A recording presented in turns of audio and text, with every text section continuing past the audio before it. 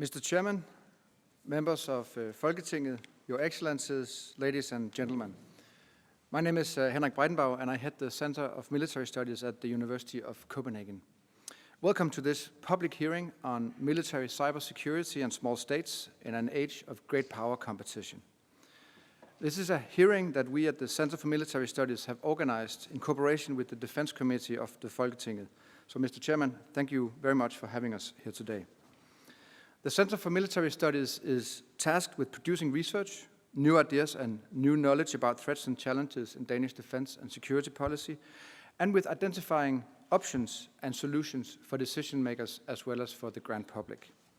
For that reason alone, we are proud to be here today to contribute to qualifying our nations to Denmark's democratic deliberation about one of the most pressing strategic topics of our time. The IT revolution, of course, is nothing new, even if its security policy effects are coming home to roost, especially in these years and months. When I was in grade school, in third grade, in the early 1980s, War Games, a movie about computer networks, hackers, and the risk of strategic misunderstandings leading to World War III, came out. In computer class in school, we were coding in languages such as COMAL 80, if then go to.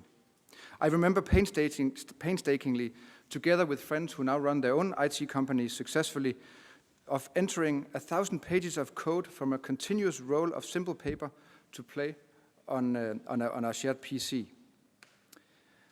Around 1989, Press magazine in Denmark ran an extensive article about a Hamburg-based teenage hacking group that, in an echo of the movie's script, was worrying the Pentagon for very good reason. So in hindsight, everything about computers seemed to move rather slow then. Looking back on those days is perhaps an exercise in what Douglas Coupland called hyper-nostalgia. The speed of change and ubiquitous availability of computing is in any case scales higher now than it was then.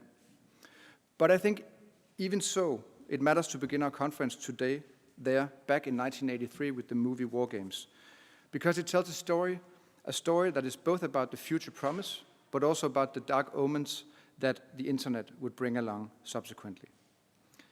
Every time humans develop new technology, it is a harbinger of growth and prosperity.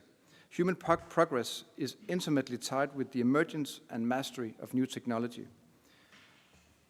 But every time new means to control and affect the world around us have emerged, every time they have also been employed for the worst possible uses against other humans. Human ingenuity with regard to hurting one another is unfortunately infinite. And it is partly because of that we have banded together in tribes, in societies, in nations, and in alliances.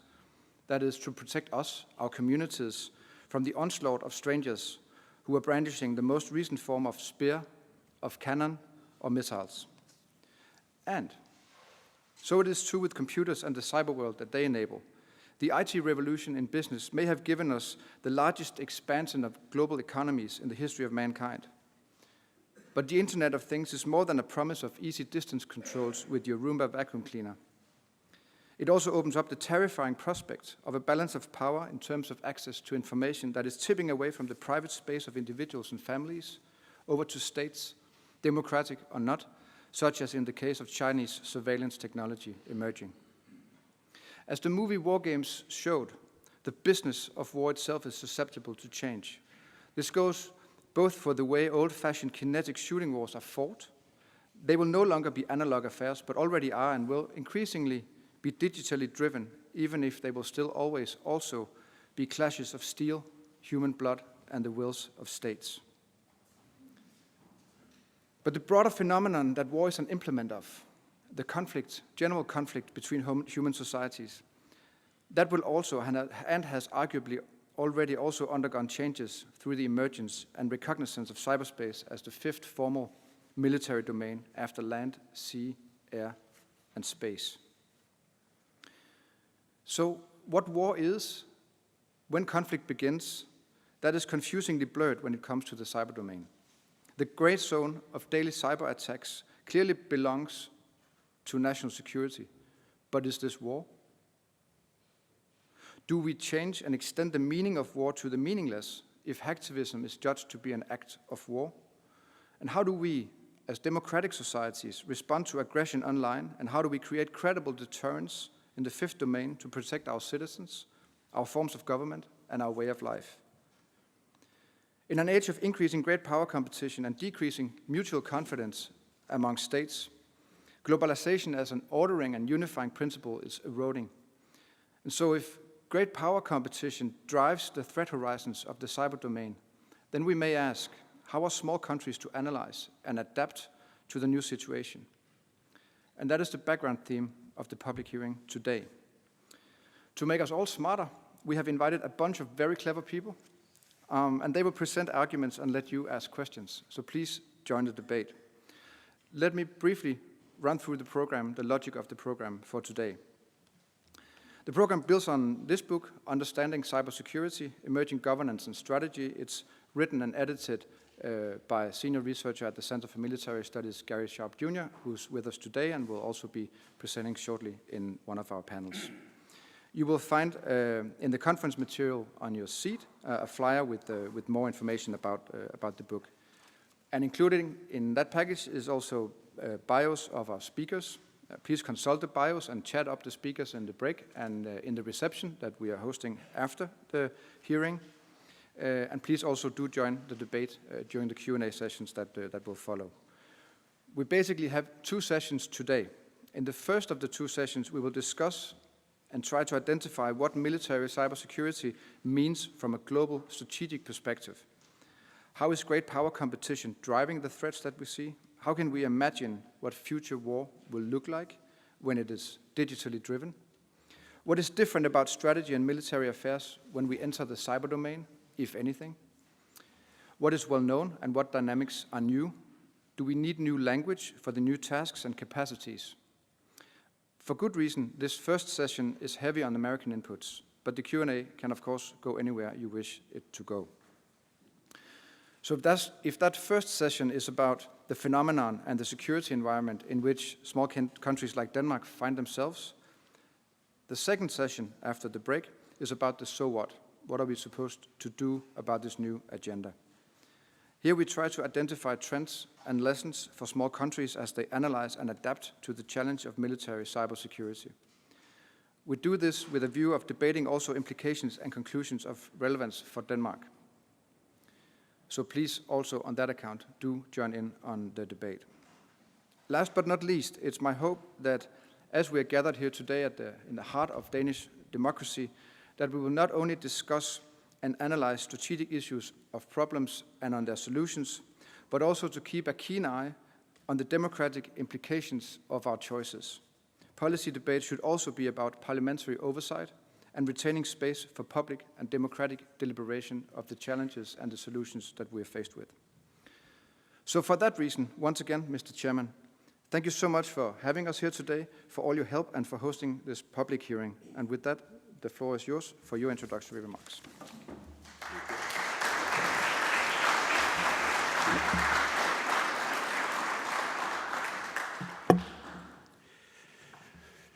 Good afternoon, ladies and gentlemen. On behalf of the Defense Committee in the Danish Parliament, it's an honor for me to welcome you all to Christiansborg Folketinget. The Defense Committee is very pleased to be able to host today's event, where we will have focus on military cybersecurity, one of the most important defense challenges we are facing now and in the future. Not too many years ago, cyber war was something associated with science fiction movies. To most people, it seemed not realistic to go to war armed with computers, tablets, and laptops. Now we know it's reality. It's no longer just soldiers, tanks, and fighter jets that can harm our society. Hostile state actors, hackers, terrorists, and cyber criminals are sitting behind their computer screens, and with a few clicks, they try to attack and damage some of our vital society structures. So cyber warfare is no longer a not realistic science fiction movie. its reality. The internet and the development of information technology have changed our way of living, including modern warfare. Therefore, let me express my gratitude to Center for Military Studies for this event. The importance of addressing the challenges from cyber threats cannot be underestimated. Threats from cyberspace have serious security and socio-economic consequences and challenge our principles and rules. The Danish society is one of the most IT-connected societies. Public authorities and private companies are closely connected, both between each other and with the rest of the world. This trend will continue with increased power over the coming many years. But as society becomes more dependent on a growing number of IT solutions, we are also becoming increasingly vulnerable to cyber attacks. Therefore, cyber defense is no doubt one of the most important military areas to focus on now and in the future.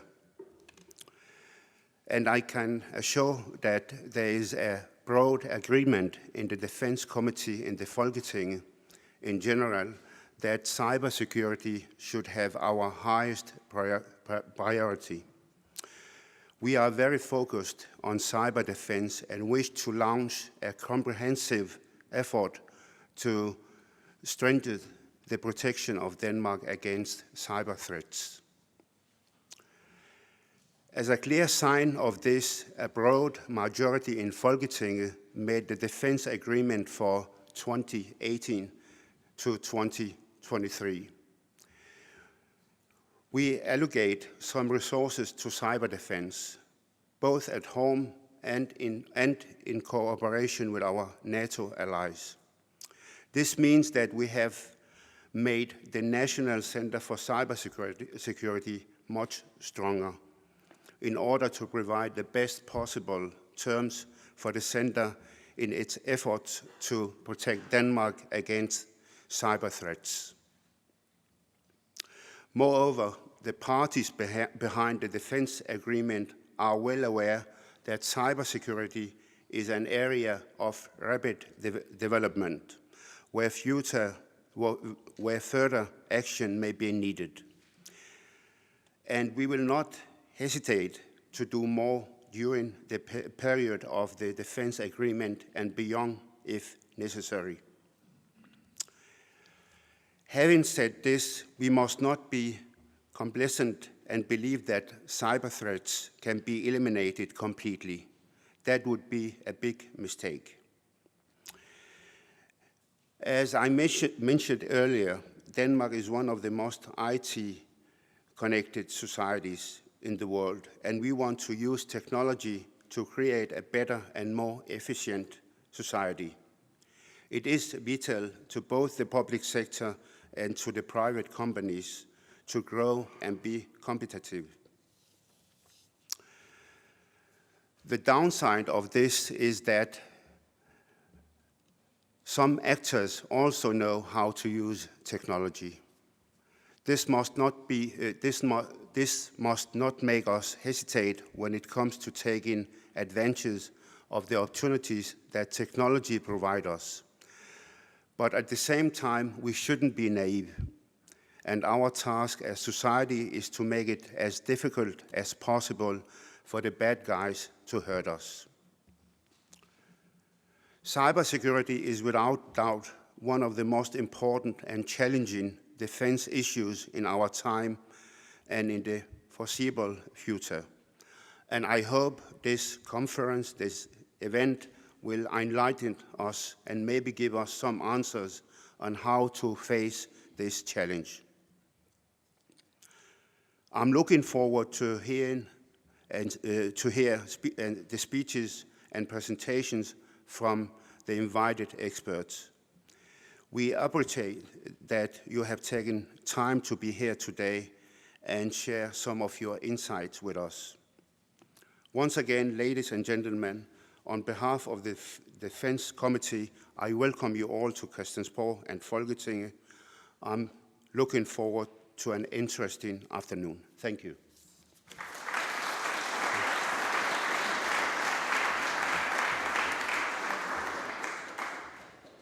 Thank you so much, Mr. Chairman. I should note also, of course, that the conference today is streamed online on Folketingets homepage, and that there is simultaneous interpretation to and from English in case anybody needs that. With that, I hand the baton over to the moderator of the first session today, Deputy Director of the Center for Military Studies, Christian Søby Christensen. Well, thank you so much, Henrik, and thank you, Nasser Carter, for those kind remarks and important introductions. I will now ask the panel, please join me up here, so we can get things going. So Henrik made my job relatively easy by explaining what we have thought we would do today, but what the task for us here on the first panel is to set the scene of what is the environment wherein states, be they big or small, democratic or undemocratic, what is the environment wherein they face challenges regarding military cybersecurity. And so we will talk about strategic changes, we will talk about governance issues, we will talk about how big international players see this, or at least how our distinguished panelists see important international players look at this development. So to provide us with further knowledge about those issues, it is a great pleasure for me to introduce our panel. First, closest to me, but also first in the speaking order, is the Center for Military Studies' very own senior researcher, Gary Schaub, who is currently at loan at the OSD in the Pentagon, but they kindly allowed him to come back and visit us for this conference. Then it is the first Chris Bronk from the University of Houston, who is then followed by the other Chris Demchak from the Naval War College. Welcome very much to all of you, and thank you for taking the transatlantic flight in order to be here today. So we will have three presentations. Gary will speak under the heading Understanding Cybersecurity. Chris Bronk will speak under the heading Chinese Cyber Weapons in the Pacific War 2025. And Chris Demchak will speak about cyber conflict, CORA, which I understand means Cyber Operation Resilience Alliance and Defense of Democracies. And I think that will provide us with a very good platform for an engaging debate. So with that, I will shut up, thank the panel once again, and take my seat and leave the floor to Gary. And you can, I think we will sit down, so I will come join you.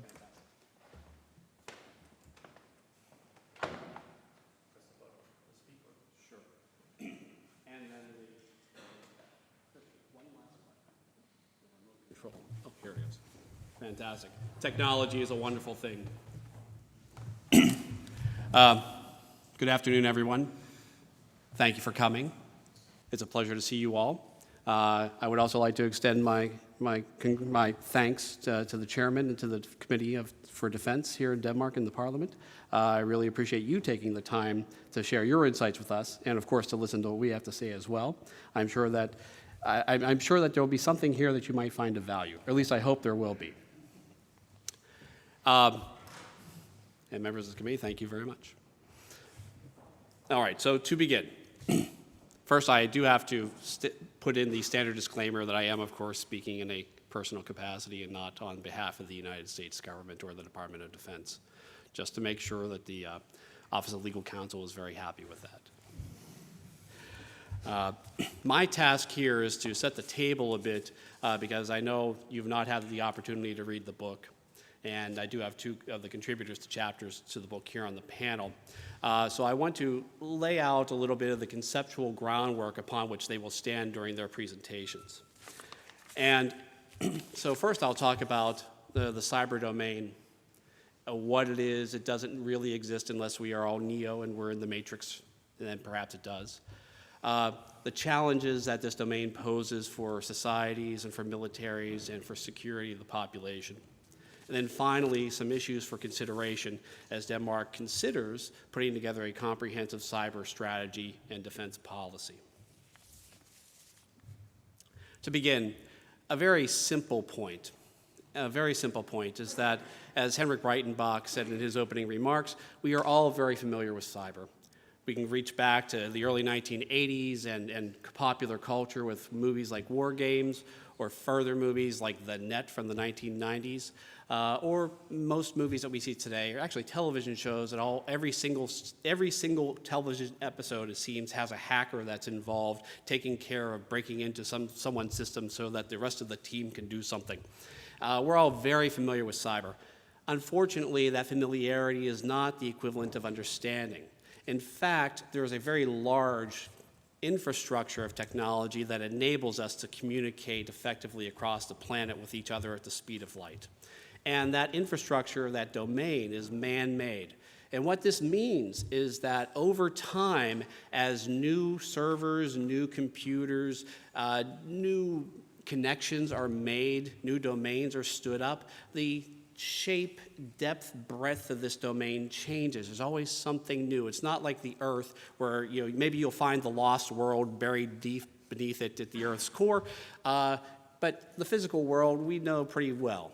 The cyber world is constantly changing, and that change means that it can be used tactically, operationally, and strategically in new ways.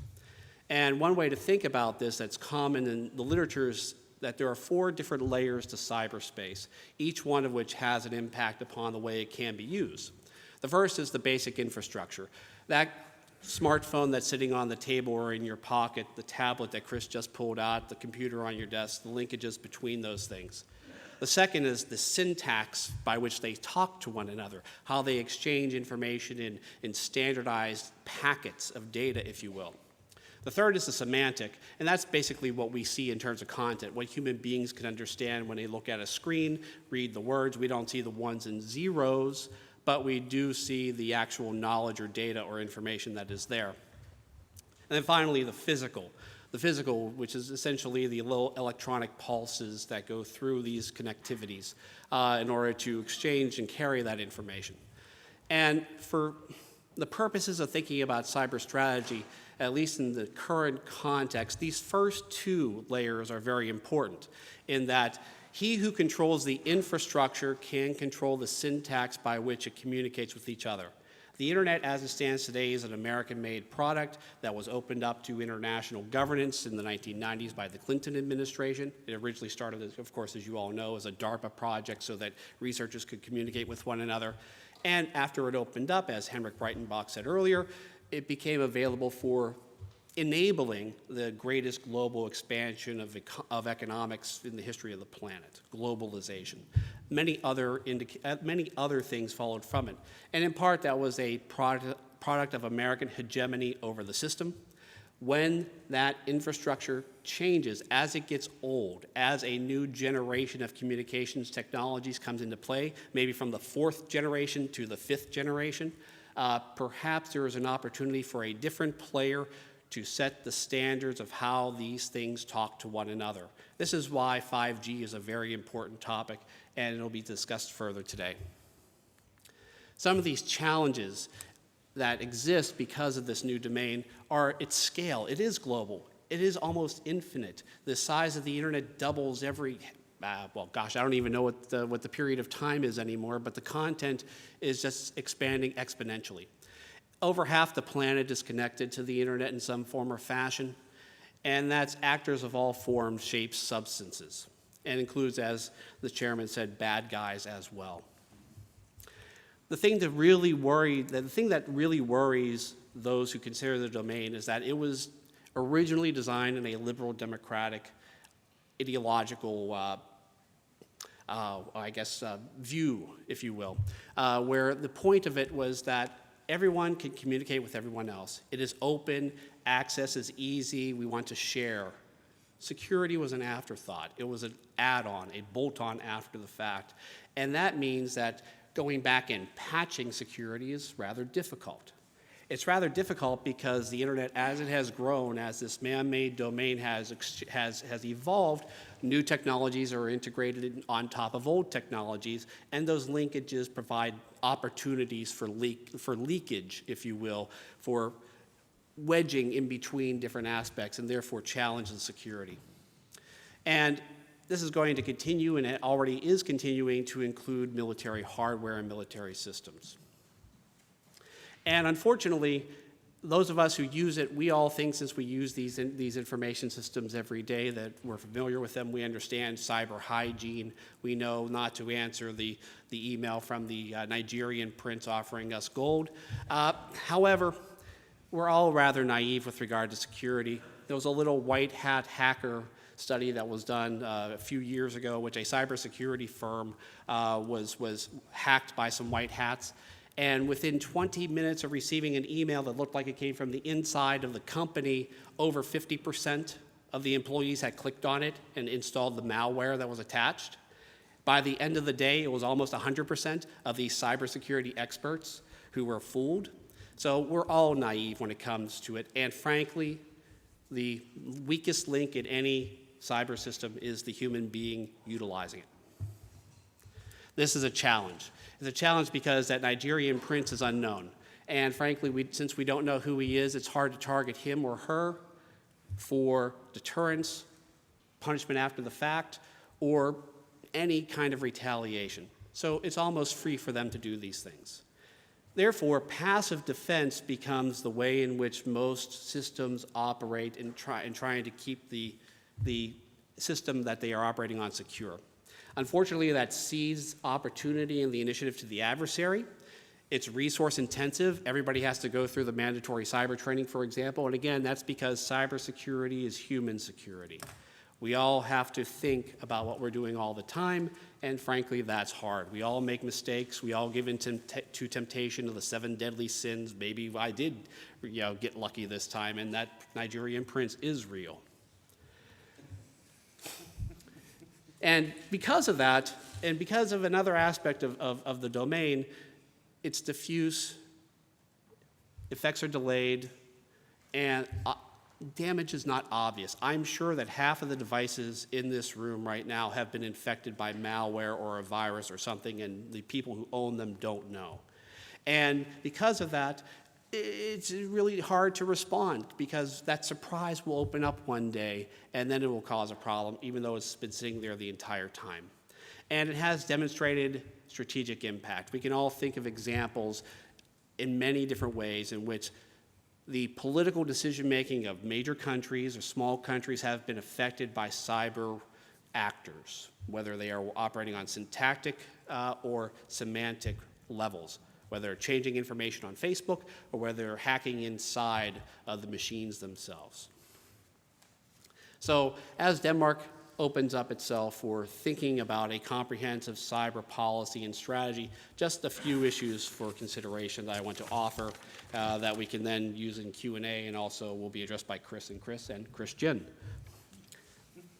The first is sovereign control. Small states don't necessarily control the information infrastructure that they utilize. How do small states impose that kind of control to ensure that their own national interests are secured? Secondly, within those states, who has the authority to authorize cyber actions, whether they are on the espionage side with the intelligence services or on the defense side with the military services?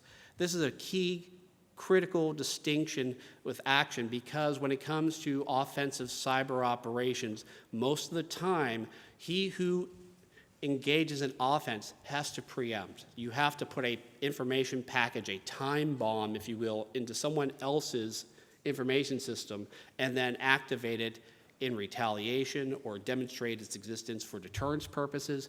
And whether or not the military services or the intelligence services are responsible for that has implications for the command and control of that particular system, of that particular action, but also for democratic accountability. Third, the acceptance of externally defined security standards. And here I want to emphasize a good example. Denmark is investing in the F-35. There will be a very secure facility down at Skrydstrup Air Base that will keep that flying smart computer, that supercomputer with wings that can drop a few bombs perhaps, secure. And if there is one break in that security at Skrydstrup, then the entirety of the network that the F-35 is tied to will be damaged. This is one of the reasons, for example, Turkey has been kicked out of the program because they became a security threat. And I would just simply emphasize, don't allow something similar, again, not through malevolence, but through oversight, if you will, or overlooking potential cracks in the system. Don't allow that to happen here. And in part, those sorts of mistakes can be made because small states have a limited workforce. As you consider these policies, where is the pipeline for these technicians, for these strategists, for these operators coming from? Are they coming from the university? Are they coming only from Denmark as a whole? Or are you bringing external talent in? How do you vet them? And how do you train them? How do you retain them once they have these highly valuable skills? Because government service is not necessarily monetarily rewarding, at least not nearly as much as the private sector. And of course, finally, insider threats. As I said earlier, cybersecurity is primarily human security. And it comes through incompetence, at least leaks and problems come through incompetence. There aren't that many Edward Snowdens out there. He thought he was doing good, but he caused great damage. That was on the malevolence side, if you will. But how many data breaches have been caused by someone accidentally doing something? An awful lot. And those are the kind of things that a comprehensive cyber strategy should consider. And with that, oh, sorry, one last thing. I was going to say, with that, you need resilience just in case those bad things happen. And in particular, I think scenarios should be thought about if many aspects of the critical infrastructure in the country are disabled, say the lights, the power, the water, the hospitals, the banking system all go down, but there's one narrow channel for communication. Let's say it's Twitter. How easy would it be for the actor who took down those other systems to control that one access, that one ability, that one portal for speaking to the citizens of the country? That could be a significant problem in a crisis. And it's also one last thing that the policies that are being considered today should give deep thought about. Thank you very much.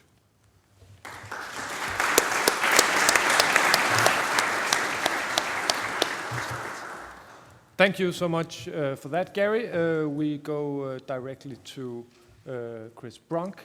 The floor is yours. Thank you. Thank you very much. Thank you, Mr. Chairman, for the invitation to come here to Copenhagen. Thank you to Heinrich and Gary at CMS for inviting me as well. And personally, I'd just like to thank the country of Denmark. Just briefly, my father came here in a soft power international exchange program with Denmark in 1978. And he was forever changed by it on a number of levels. And so just personally, I'd like to thank the people of Denmark for giving my father such joy in his life and in his career. Thank you. So why am I here? Gary asked me to come here to talk about a paper I wrote that it's very strange. When defense bureaucrats ask you to do things and then they say, of course there will be no record of this. But what if you thought about a war with China and how cyber affected it? And I said, well, why would I do that? He said, well, we're just curious. We need more scenario development. I beg of you to go look at the New York Times, not because it's a liberal newspaper from the United States and I'm a liberal from the United States, but because there's an excellent opinion piece this morning by the General Counsel of the National Security Agency, in which he underscores one point more than any other in that piece, which is the need for creativity. This is the issue that I see as our number one problem in cybersecurity, is that our adversaries are enormously creative. They do wickedly clever things. And too often I see the defensive team as being uninspired, uninteresting, and behind the times largely, and often beaten. So if the attackers are the New York Yankees, then perhaps the defenders are the New York Mets. Oh, that joke carries internationally. Wow, that's good to know. Okay, so in the piece, I decided to write up what would happen if there was an international crisis between the United States and China and East Asia. Not that that could happen, right? So the fundamental piece is what cyber attacks would make the most impact during a crisis. Say China wants to take down Taiwan, which I think is a possibility down the road, but some other piece of territory in East Asia as well. And it's centered around things like, imagine you're a fighter squadron commander and you want to generate operational sorties. Your planes are good, your pilots are good, and the fuel system that delivers the fuel to your aircraft doesn't work. And the manual overrides were removed because they were taken out of the last system. And this is the imagination we need to have in cybersecurity scenarios. We have to look at the holistic enterprise of national security. We can't just look at the individual pieces. Yes, could the F-35 be hacked? Has the F-35 code base been compromised? How many million lines of code is the F-35? Because Gary's point is exactly right. The F-35 is a giant computer with wings that drops bombs occasionally. And we're still waiting on it. And, you know, look on the bright side. The Royal Navy has 2 aircraft carriers still waiting for air wings for F-35. It's a very complex machine. So these machines will operate in a contested space where cyber will be a vehicle for their manipulation and disruption. So not everything I wrote was right, and my timetable was probably too short, but I think the argument from the Pentagon was something like, well, the 2020 to 2025 timeframe. But the idea is very simple, and I think a couple of colleagues have carried this on fairly well in other works, which is essentially that a cyber attack can rebalance a strategic landscape to allow rapid change in whatever environment you're working within. That a cyber attack can rebalance things by disrupting, by making engagement hard, by fooling, by spoofing. These are all real problems. So there are 2 things I want to talk about in general. And I do want to just make a couple comments about Denmark being a small country and what can it do. The first thing I just have to underscore is the rate of change. On the taxi cab ride over here, Chris was talking about our newest project, and the first thing I could think of was, well, we have all this organizational change in cybersecurity organizations in the West, but the underpinnings of cyberspace are changing. Yet there's a fundamental reality to cyberspace that I think we should hold true, which is cyberspace, while it is an interconnection of billions of devices, and when we look at Internet Protocol, which is by far the most successful global protocol in human history, it's the most successful standard ever made. I have a power adapter kit in my hotel room that says so. I mean, I was getting bytes much more quickly than I was getting electricity when I arrived in this country. So IP has spread everywhere. But will it remain a unified thing? I don't know. Will the internet change over time? Will it be? We hear about balkanization of the internet as a threat. Maybe it is, maybe it isn't. That's not something I'm sure about. But I am sure that what we have now are a set of standards that are enormously successful. A lot of discussion is a fixation on 5G, whatever that is. Really fast phones that'll make sports happen on my phone quickly is my take on 5G. I don't mean to minimize what will be a multi-billion-dollar industry around the world involving lots of players, including 2 very strong Scandinavian players. But a 5G network radically changes the topography of internet packet distribution, especially in urban areas. There was another excellent op-ed recently written by a former FCC official in which he said, it would have been nice if we built out 5G as one system with security baked in from the start. In the United States, we're not going to do that. We're going to have competing systems from a variety of companies using hardware from, well, everybody but Huawei and and ZTE, any other Chinese company. It'll all be made, not by American companies. There's no US company, like, while the US government will urge your country to buy an infrastructure for 5G, it cannot urge you to buy it from an American company, because that company does not exist. So you're talking to Nokia or Ericsson or this third company that I'll talk about in a minute. So, second thing. I just want to bleed on to the next panel's topic a little bit.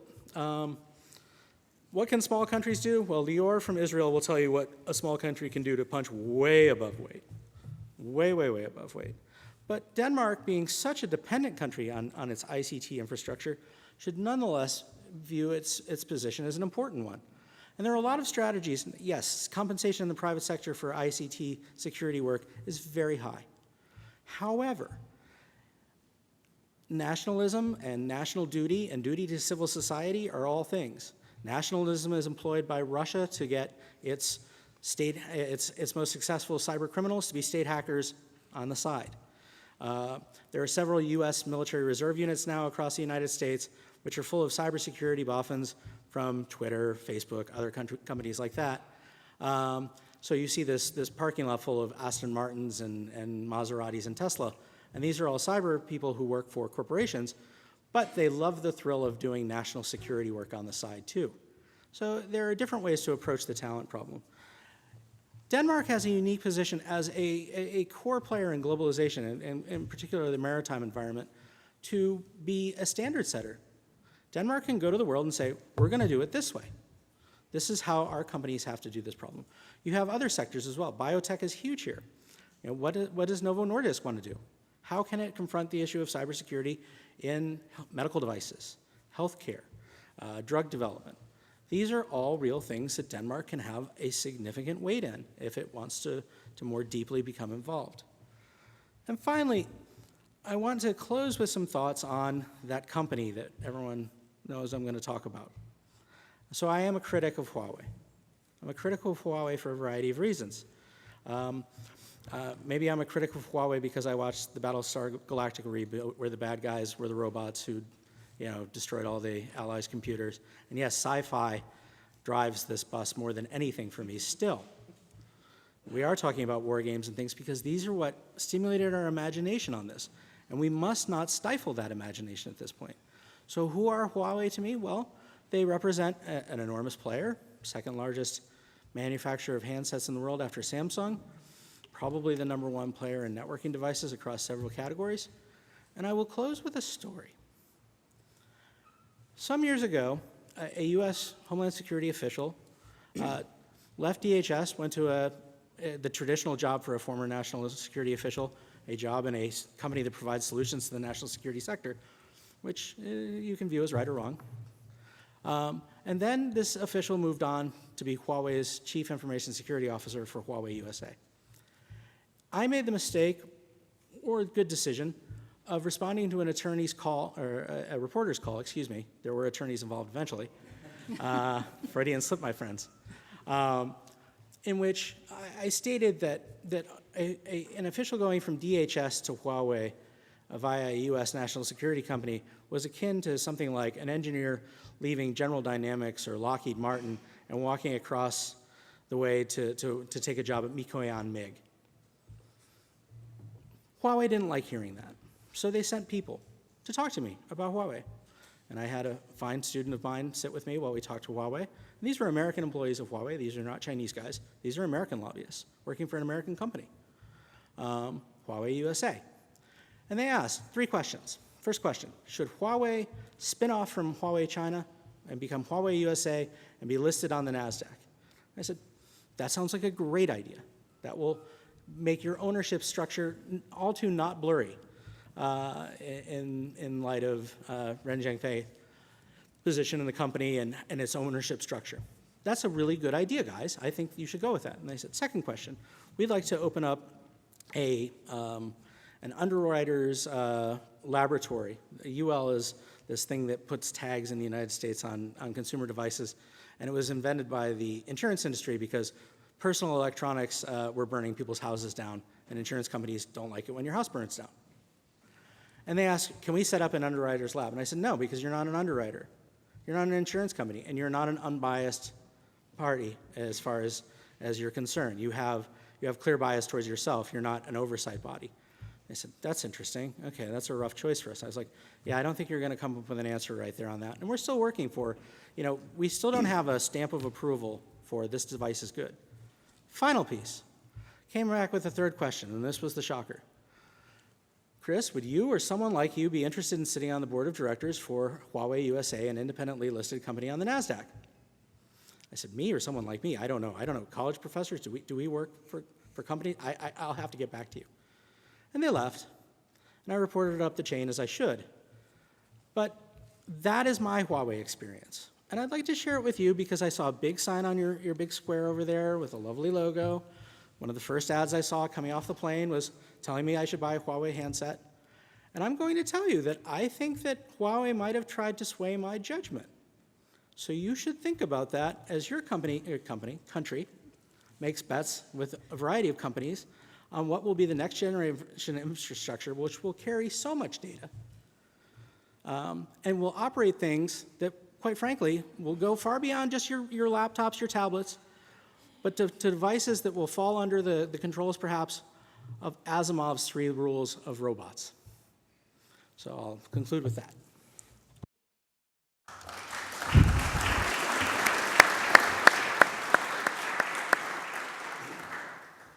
Thank you so much, Chris. Great presentation. A lot of questions, at least for me, on that regard. Chris Demchek, the floor is yours. I think they're pulling up my slides. Yes. All right. So I'd like to thank the chairman and the committee and CMS and Gary and everyone for making it. I haven't been to Denmark for at least 10 years, and it is as beautiful as I recall. I have to make the caveat. Anything I say is not the responsibility of the U.S. government or my grandmother or anybody but me. And I hope this will follow in the name of creativity here. I'm going to give you kind of a tour de force, a whirlwind, which is naturally going to slap over into the next panel. But I will end with some 3 imperatives I hope you'll pay attention to. One piece of background information I have to give to this, and that is you think of yourself as a small state, but I'd like to have you elevate your thinking a minute. I'd like you to think about consolidated democracies as a minority, less than 10% of the world's global population. So have that as your background thought. We are, in fact, not going to run the world anymore. And we had a good run for 70 years. It's gone. So let's start now. Here is what we were promised. I am older than dirt. I was teaching management information science in the 1990s. It was all going to be wonderful. This is what we got. Okay? We didn't get our global village. We didn't get our universal prosperity. We got no worldwide open, free, safe, and automatically democratizing internet. Why? Well, for a number of reasons. The consequences for us today are that us established, or what we call consolidated democracies, lose 1% to 2% of our GDP every year. It's not sustainable due to cyber insecurity. How did it happen? Those of us who have coded are somewhat responsible. We coded it extremely badly, pathetically, to be blunt. The technical term is crap. I'm sorry, can I say that? I don't know. Sure. As a consequence of coding it so badly, it's relatively easy to hack. And we changed the nature of conflict. Prior to this era, you had to be an emperor or a close neighbor to make a cheap attack on someone else. Now, you can have the scale of an organization of an army very easily for $500, 100,000 botnets. You can be at any distance, 5 to 5,000 kilometers from anyone, and attack them. You can use a number of tools at any level of precision that you would like to do. You can deceive people in the nature of those tools for as long as possible, and you can also deceive them about who you are, and nonetheless, you may prevail. We now have massive cyber insecurity losses threatening the actual future of consolidated democracies. We see the weakening of states without traditional war. We took that cyberspace, that crappy cyberspace, we integrated all of our socio-technical and economic entities together, and then we opened them up to bad actors across the world. We now have a nature of conflict called cybered conflict, and it stretches from peace to war. And if you are clever, you never get to the war part, which is where cyber and the kinetic bombs happen.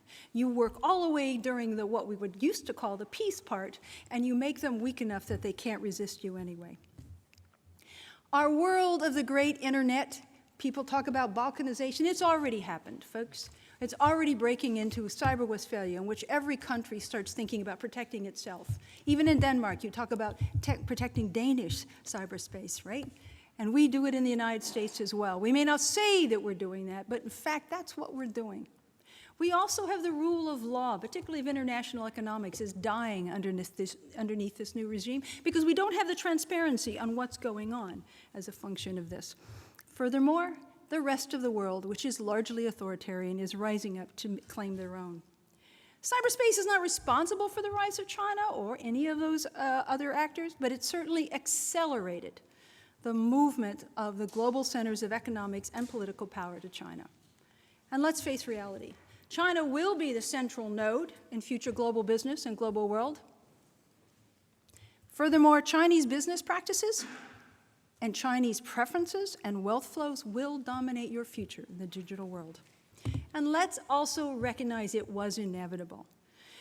My background is in socio-technical systems and large-scale systems. China, by its sheer scale alone, was going to be a central node. And if you take an integrated system and you put a large-scale central node, its preferences flow out even if they hadn't meant for them to do so.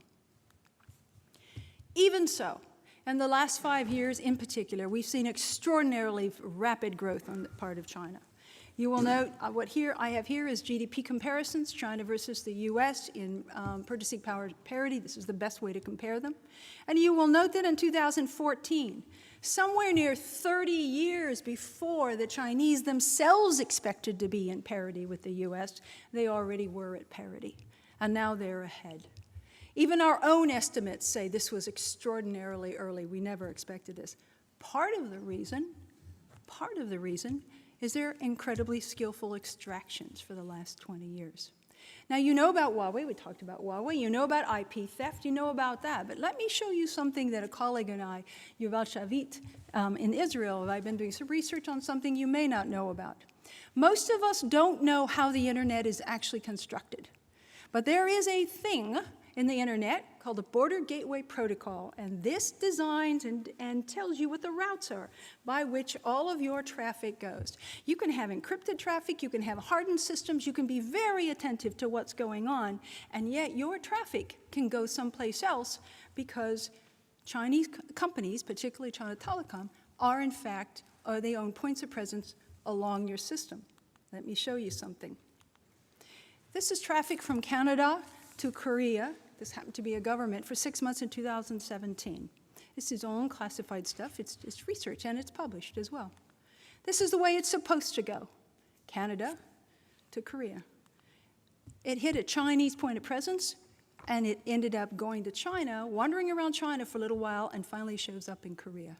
That means all that traffic and all that message traffic could have been copied by somebody and used for whatever purposes, we don't know. Here's another one, Scandinavia to Japan for 6 weeks in 2017.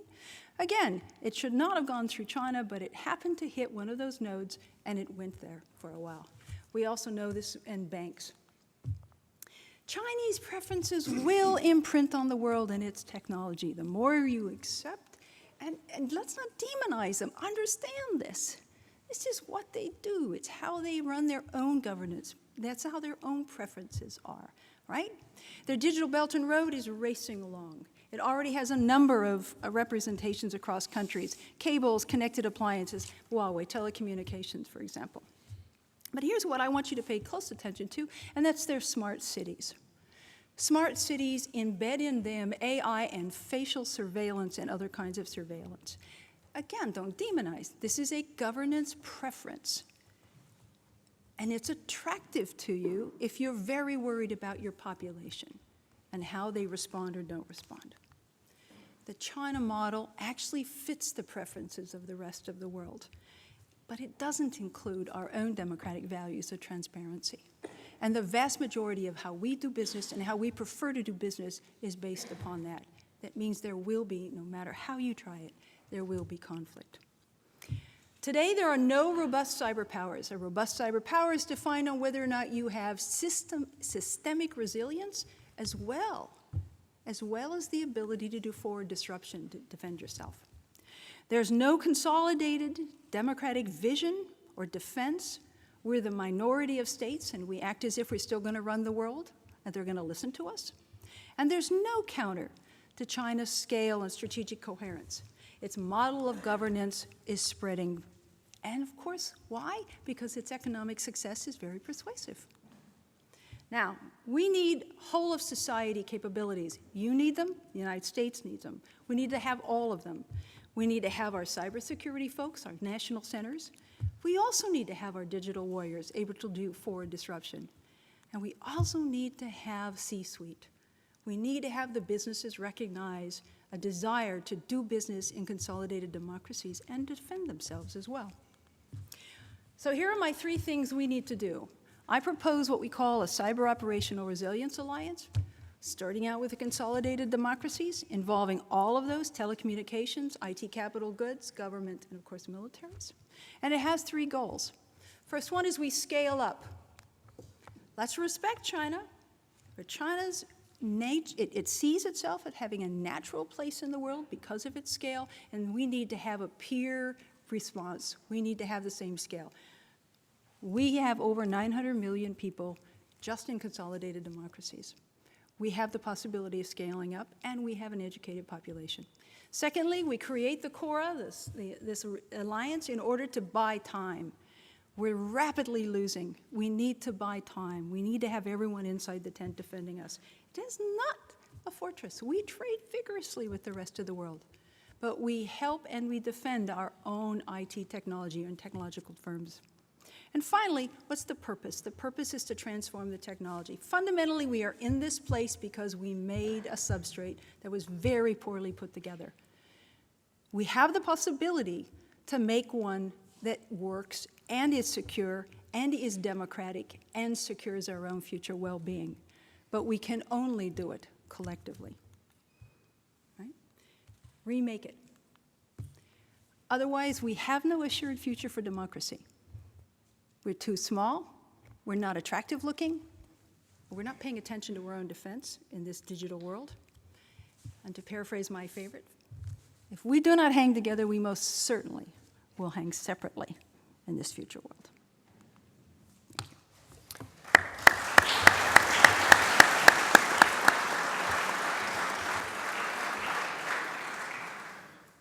Well, thank you, Chris, for those cheery and upbeat remarks. I think they set an excellent stage for our Q&A. If nothing else, they underline the broadness and the importance of the topic. So now is the time for you to think about good and clever questions. And if you have one, then please raise your hand. I have one question, at least, that I would like to kick off by asking. I think the whole panel, and you can fight it out with yourself who will take first stab at it, or whether you'll divide it up between you. So when I hear your presentations, I think one current theme that runs through what all 3 of you said is that this has got something to do with how we manage a specific global infrastructure, and that it was shakily set up, and actors are able to take advantage of it, and we need to figure out how to do something about that. So, but will that not inevitably lead to a deglobalization or a renationalization of digital services? I think that is sort of point number 1 to my question, that we will have these sort of small feudal digital fortresses. And then you all also mentioned the ambiguities and the difficulties of attribution and the inherent vulnerabilities, and meaning that on the one hand, favorable or a clear strategy, then of course is defensive, hardening resilience. But on the other hand, if if this is true, but that on the other hand is very costly because you need to defend anything basically. So will that not put a premium on the offensive, not only for them but also for us? And what, if anything, will that dynamic mean for? Will that potential to offensive, if that is true, will that in a significant way play into the general relationship between powers of the world? Will it make for instance, will it make the Chinese-US relationship more unstable, more conflict-prone, or not? There's something for you to play with. I don't know who wants to take first shot at it. Chris? I have some thoughts on two, but not one. Okay, so there were two questions. Deglobalization. Deglobalization's already happening. You have to think about globalization as something we put forward at a time in which we said the westernized world had won. Remember that? We won the Cold War, right? Everyone's going to look just like us. And under those circumstances, because we were the dominant economies, we said you have to play by our rules. As it turns out that major players never contested us during the Cold War. In fact, we had a smaller pond of the world than we ever pretended we had. China did not contest us economically during the Cold War. The Russians did not. So we felt like we owned the world. So we are the ones that ran around saying globalization on our rules, thank you very much. What I would say is that there are people with very different business practices are happy to have a globalized world under their own business practices. And you have to understand that whatever Chinese firms do to you, they do to each other. So you can have a globalized world if you are willing to concede to those business practices. It's already happening. The second thing I want to say, it's costly. I hope I wrote down all the right things. I think we need to understand China. They're very hungry. And we've given them a way to feed that hunger much more quickly than we thought they would need. They're also nervous, and also the part of it is our problem. For as long as when China joined the internet, the first thing China said, I love your economics, okay, it's great. I don't want your open internet. I have a sovereign thing. I want to run my own internet. And we said, no, you don't. We don't want you to. We want you to run it like we said the internet should be run. And they said, no, that's called sovereignty. Remember that word? It's a UN sovereignty. No. By 2005, the Chinese had had enough of us. And by 2005, you can see a strong effort to change the international debate.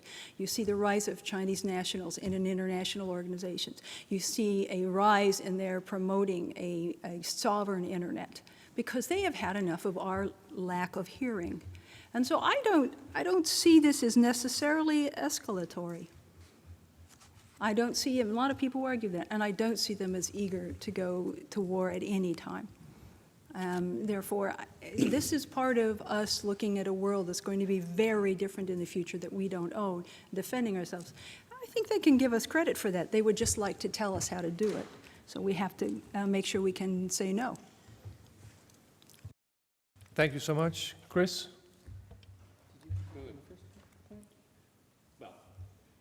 Let me just emphasize something that Chris wrote about in her chapter, which is, and she mentioned here, which is that indeed the renationalization of the internet, the balkanization of it, if you will, is going on across different sectors of society, in particular in the military sphere. I would also emphasize, however, that balkanization was part of the design. You know, the internet is simply a connectivity of lots of intranets. They are all hooked together by standardized protocols. Some things are have always been separated by an air gap, if you will. So hopefully separated by an air gap. There are certain systems that you certainly don't want to have access to or let other people have access to. So this is not necessarily a bad thing. In fact, to take on Chris's theme of bringing the democracies together in an alliance to defend cyberspace, if you will, to reinvent it, the renationalization might not necessarily be a bad thing at all. Indeed, rather than playing by the Chinese rules, perhaps there will be two large systems, one based on freedom and democracy and one based upon the Chinese way of doing things. And that might not be bad. Okay, I'd like to answer Christian's second question, which is more about inherent vulnerability and attribution. So a few years ago, I wrote a paper with an academic from another small state, Anakin Tik in Estonia, and we wrote a case study on a cyber attack against Saudi Aramco because, well, I live in Houston, Texas, and it mattered a lot. Being from the center of the global energy industry, Aramco is the moment, the wake-up moment, probably much like Maersk's not petty incident not too far back. The Aramco hack was kind of a tectonic shift. And attribution of it was incomplete.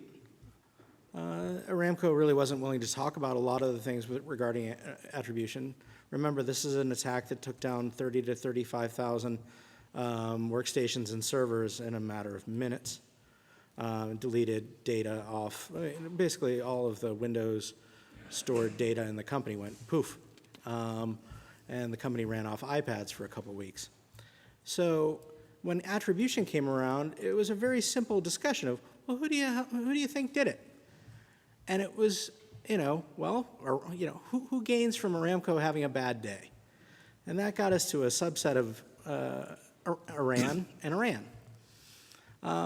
So there's attribution need not be complete and forensically valid to the same degree it would need to be in, say, a criminal matter inside a corporation here or in the United States. But we can figure out who the logical players are pretty easily a lot of the time. So I don't get hung up on attribution anymore, and I'll take the beating for it. Second thing is inherent vulnerability. And I think there is a deep inherent vulnerability in information flows in crisis. And I saw this most clearly in 2013 when Syrian military forces probably, allegedly, used chemical agents against members of the Syrian population during the insurgency there. And there was a hack against the New York Times during the middle of this very compressed crisis where Barack Obama had to make a decision on whether or not to bomb Syria. And the New York Times was knocked offline for over 24 hours due to a hack of a little-known component of internet architecture, not in this case BGP, but the DNS, the domain name lookup system. And it took the paper of record of the United States offline for a day during discussions on this crisis. The United States didn't end up bombing Syria in the end in this one, but this is the kind of thing we have to think about, are not just the ones and zeros, not just the data pieces, but how the aggressor shapes the information space. Not battle space, because as Chris is exactly right, he who employs kinetic force loses. He who employs a kinetic hack, and remember, I'll go down swinging on this one too. The Saudi Aramco hack was probably nothing more than an Iranian reaction to Stuxnet. And was Saudi Arabia involved in Stuxnet? Well, I kind of doubt it. Were important customers or allies of the United States involved in Stuxnet? That's up to you. But the point is that we can see things about this by combining our thinking of the geopolitical with the technical. And I'm going to give a shout out to my close friend Ron Diebert up at the Citizen Lab in Toronto. If this country wants to build something useful, go to Toronto, go look at the Citizen Lab, go see what they do, go see what the detective work they do on the technical side is, and then combine it with the political, social milieu. Go build one of these at one of your universities. There's one right down the street. Maybe you guys can get some money. Oh, well, not. Maybe you guys can get some money. All right, thank you. I always love answers to questions that involve the Center of Military Studies potentially getting more money. Now it is up for you guys to ask questions for the panel, and when you raise your arm, please remember that you will also be recorded on the Danish Parliament TV. So please bear that in mind and state who you are and your affiliation if you have any, and we'll start over here. Thank you. And wait for the microphone. Thank you very much. My name is Gigi Gigiadze. I'm Georgian ambassador to Denmark and Iceland. First of all, thank you very much for this very interesting presentations, which we have heard. Georgia is a small state and one of the first suffered the cyber attack from Russia in 2008, as you well remembered. I would like to ask you your opinion about the behavior of the large tech corporations in this environment.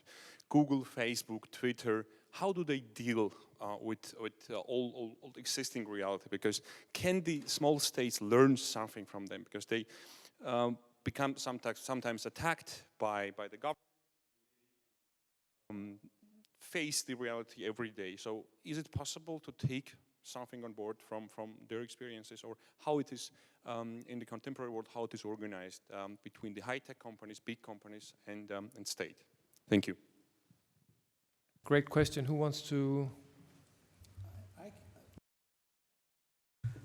I think the way I like to view Google, Facebook, other now in the United States. Now, first off, I believe that the way that investment capital is working in the United States and Silicon Valley is rather perverse.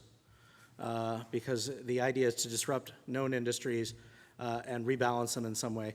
And just this morning, there was news of a new law wending its way through the legislature in California to recategorize all sorts of jobs that companies like Uber, the ersatz taxi company, have made. So these companies where did Google's money come from? Google's an advertising company. It makes $50 billion plus a year on selling ads. Those ads used to be in your local newspaper.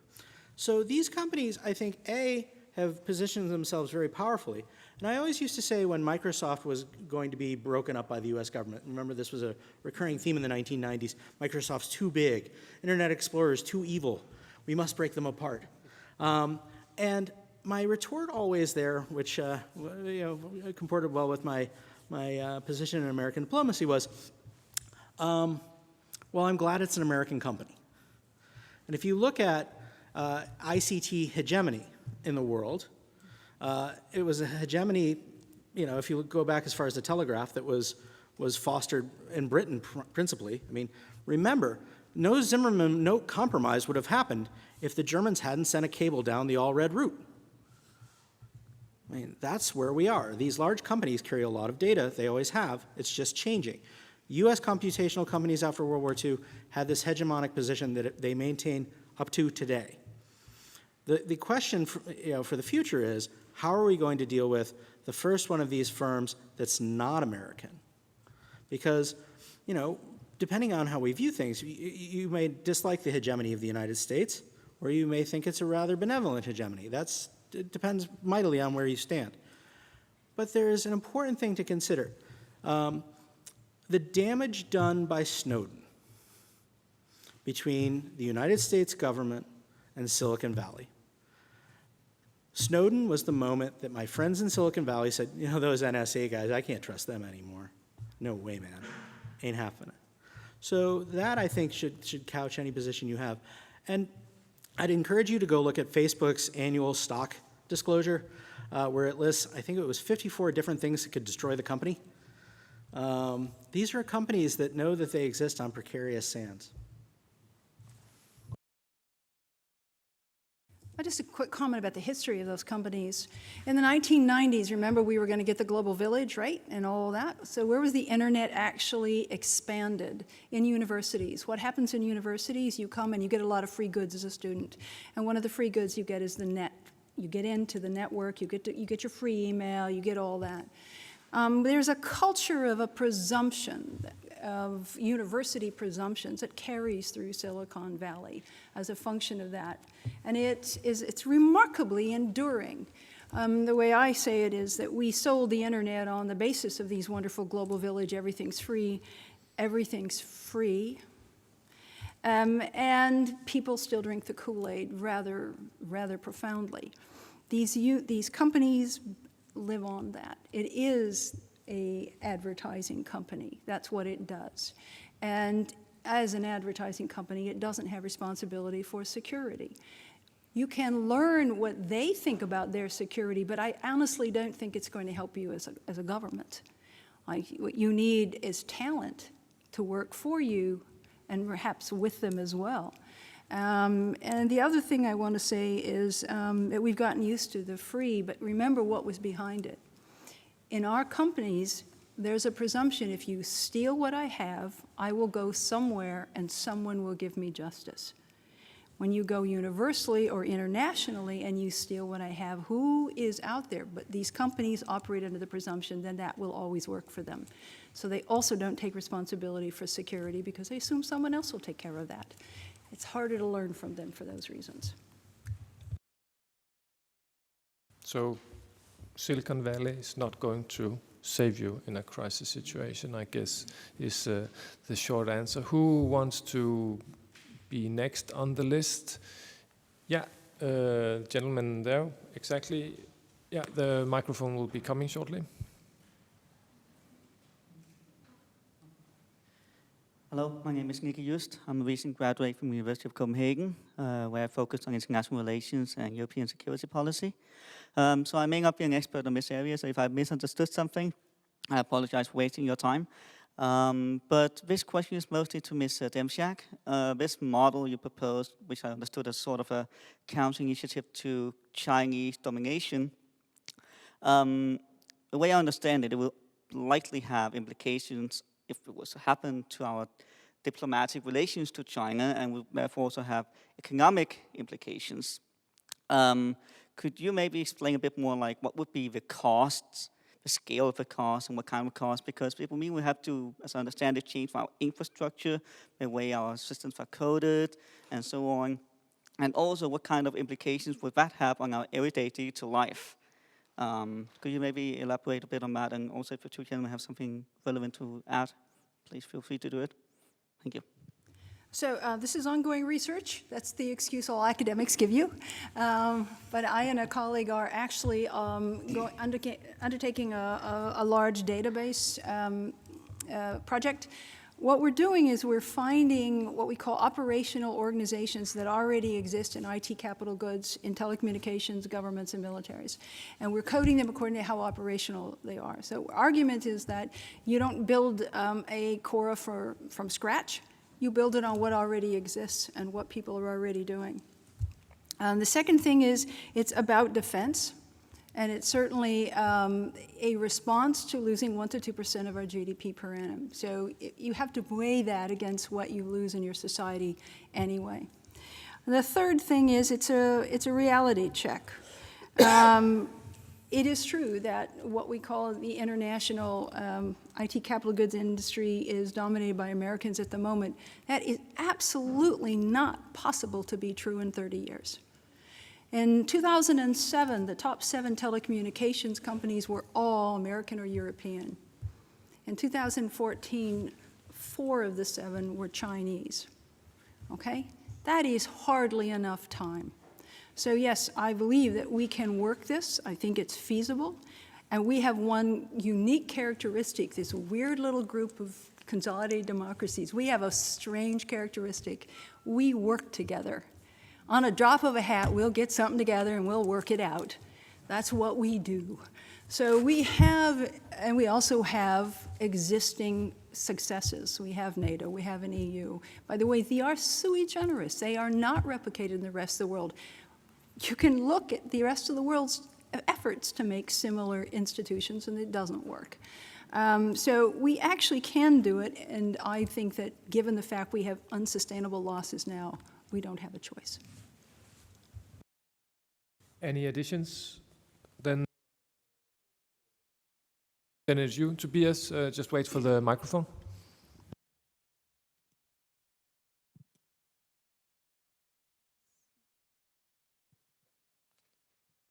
Thank you. Tobias Liebetrau from the Center for Military Studies.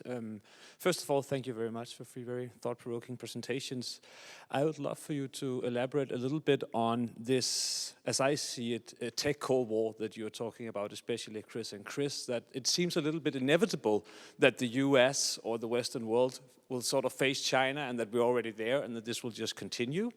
And is it like that? And how does it relate to sort of a geotechnical development versus our sort of political decisions? And to go back to what Henrik said in his presentation, where does politics and democracy come in? What is the role of the population, of the citizens? How can we sort of interfere in this development and And do we actually have a say, or is this something that is just super high politics and technological development, and then we're just left with it, stuck with it, and need to see what happens? Thank you. Thank you very much for that question. Let me just start off with two observations. The first is that the national defense strategy of the United States has emphasized a return to great power conflict. It has emphasized primarily a rise of two powers that are not necessarily playing by the rules of the liberal international order. One of those powers is China. One of the dimensions that is very occupies a great deal of space within the national defense strategy is the technological realm. So I think that your opening premise of a tech Cold War perhaps is exactly right, and that there are implications from controlling all these underlying infrastructures that are built upon information and communications technologies. What does that mean for certain things? Let me take it back to something that Chris said earlier on one of her slides with regard to intellectual property theft accounting for a lack or a loss of 1% to 2% of GDP for each democracy. So within NATO, of course, we're all familiar with the 2% guideline. It's an impossible amount of money for a democracy to spend, apparently. However, if it was publicly known and emphasized that 2% of GDP was being stolen without being actually allocated for a positive purpose, but stolen by a potential adversary, it might be, it might get people a little bit riled up in a democratic society. And I'll leave it there. I have to clarify, it's being lost. The reason that is, we have, the data began with the Dutch. The Dutch did a study in 2012 where they brought all their corporations in, and they looked at 2010. And it was the compilation of the Dutch corporations anticipating what they lost, what they had to pay, and foregone market share. And that compilation ended up with the number of 1.9%. And then it was because of that number, people went looking around in other societies and said, wait a minute, a conservative estimate in the US is 1%, for example. PricewaterhouseCoopers did some of that data as well. I myself don't use the word tech Cold War. I don't think of it that way. I think of it more as the way the world is. I prefer it that way. One thing you have to keep in mind is that, I can't say this often enough, we did not change the world. We are the weird ones. They're normal. And for those of you who've taken sociology and you've looked at the history of the formation of the Western states, right? I've taken to calling ourselves a culture's Euro derivative, so it's all us. And we're strange, and for that you can blame the Roman army, the Catholic Church, and the Protestants. So, say thank you at some point. They killed a lot of people, but they changed the way we talk, and they changed the way we deal with people. I taught international management for 11 years as well. And because of that, when we go and we deal with the rest of the normal world, particularly places like China, we think we're communicating at the same level, but we are not. And so when we say that we are going to have a tech Cold War, I prefer to think of it as it's the rising of the rest of the world and the world we no longer run. And their preferences are different.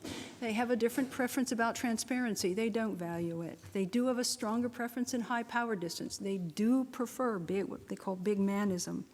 These value differences matter for democracies.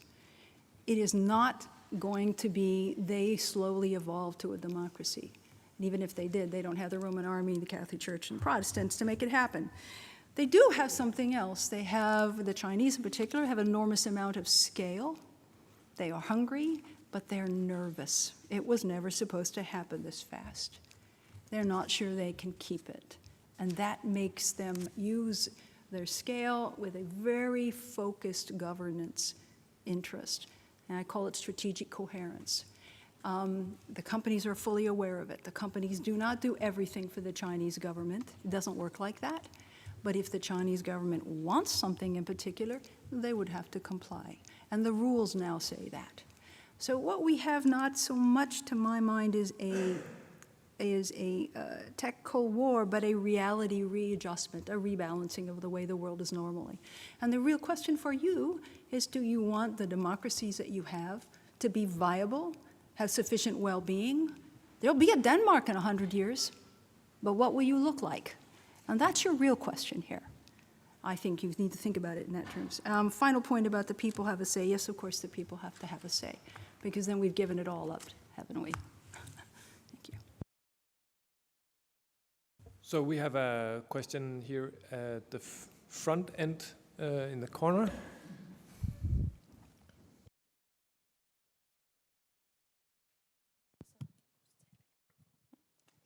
Hi, my name is Meta Nikander. I'm a director of a security company called Secure in Denmark, and been working within cybersecurity for approximately 27 years or so.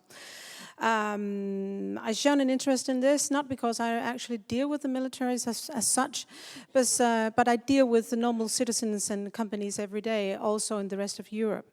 And you're talking about democracy and the Chinese threatening our democracy. As a citizen and a CEO and working with other companies in Europe, I never hear the Chinese as a threat, not even to their business models. I think this is an American thing, and I'm glad that you're here, and thank you for that. But I also noticed that you're all Americans. There aren't any representations from any other countries in the world sitting in the panel, which I find very sad somehow, because there's no diversity in what you're saying. You all agree on the same enemy. And I think that we should get away from the thought of one specific enemy, because in my eyes, I have seen the maps of who's attacking who. And US are attacking just as many, and maybe more countries, than Chinese companies or states. The state in China is attacking you guys or us. So the diversity of this discussion, I think, is lacking. And I think it's very sad, because this was actually another headline that was set for today. And I don't think we get around the problem as such on how to build a secure country culture, really, and how to build knowledge and strong systems. And I think actually the bad thing is to seek an alliance, because the minute that you get an alliance with anybody, you get weak. Look at marriages, they never stick. Or if they do, it's always somebody crying along the road. You can't be married for 100 years without crying. So it's always a give and take, and it will be that in alliances all the way. So actually, what I would suggest is that we should talk more about how to secure each little cell. How can we make people more knowledgeable about security and more aware, and actually consider this as a part of their own obligations in their daily work and their existence, because we are getting more and more digital. And I had hoped that you guys would have discussed this issue much more than you do, instead of talking about Huawei and the rest of it. Sorry. Well, thank you for the question and the comment. So first of all, I think the composition of the panel should not, you should not criticize the panel for the composition of the panel. You should criticize the organizers of the conference, which is me. I think the reason for having this composition is precisely the fact that whichever way you look at it, from a political and from a national security perspective, the key drivers, in my mind at least, that is going to drive both global politics as such, therefore also a lot of the politics that are associated with cybersecurity, is precisely going to be how the competition, conflict, whatever we want to call it, between the United States and China is going to develop. So in that sense, that is a facilitating factor for how we will talk about cybersecurity, at least from a national security perspective. I think you raise a lot of valid points that I hope the panel will respond to. I have to come back. Thank you for your service. really, because you're doing a noble service, but I tell you the internet's unsecurable. I tell you that what you're doing is very hard. And I tell you, the reason that you don't hear about China discussion in the smaller companies is because for them it's the overarching world that either has a market for whatever they're doing or they're not doing. But you don't hear about that amongst American companies of a smaller size either. But for them, they don't, individually when they get ransomware, they feel like it's an individual thing. It just happened to me. They don't have a sense of the larger picture in which they are being attacked by a number of actors. Secondly, yes, it's true. If you look at cybercrime flows, they do come largely from the US. And part of the reason is they're exceptionally open to anybody using anybody's server. And so if you're clever, you reroute through American servers because you're connected to everybody at that point. So you can see what looks like Americans attacking the world. But in fact, it's people using the servers that you have in America. And the third thing is again, if you remember, I'm not demonizing China. What I'm saying is they're hungry, they're nervous, and they're capitalizing on opportunities that have been given to them by the way we made the internet. Alliances are not like marriages. They're not that deep. They break up. The average life of a joint venture is 2 years. Okay, so that's an economic thing. But what alliances give you is a multiplicity of talented people who are involved to the same end. And in this case, the end is to have a viable underlying digital economy for all of these countries that is democratic and protected. And there isn't an alternative. We cannot do it individually. Individually, we get gobbled up, and that includes the US. Anybody else with appetite? I will add one thing. And I don't like to consider myself a naive with regard to how the United States has exercised power, particularly in the covert area since 1945, and how the United States' influence and actions have at times subverted democratic regimes and replaced them with profoundly non-democratic regimes. I'm thinking about Iran in particular, a problem that recurs generation after generation now. Personally, though, I got into security because I was working for a startup. We liked selling our product. We were making a lot of money at one point. We eventually sold out to a large European conglomerate. But one of the things that necessitated sale was a large manila envelope that came from the United States consulate in Hong Kong. And inside that envelope, this is 1999, were CD-ROMs of the product we were manufacturing that had been pirated.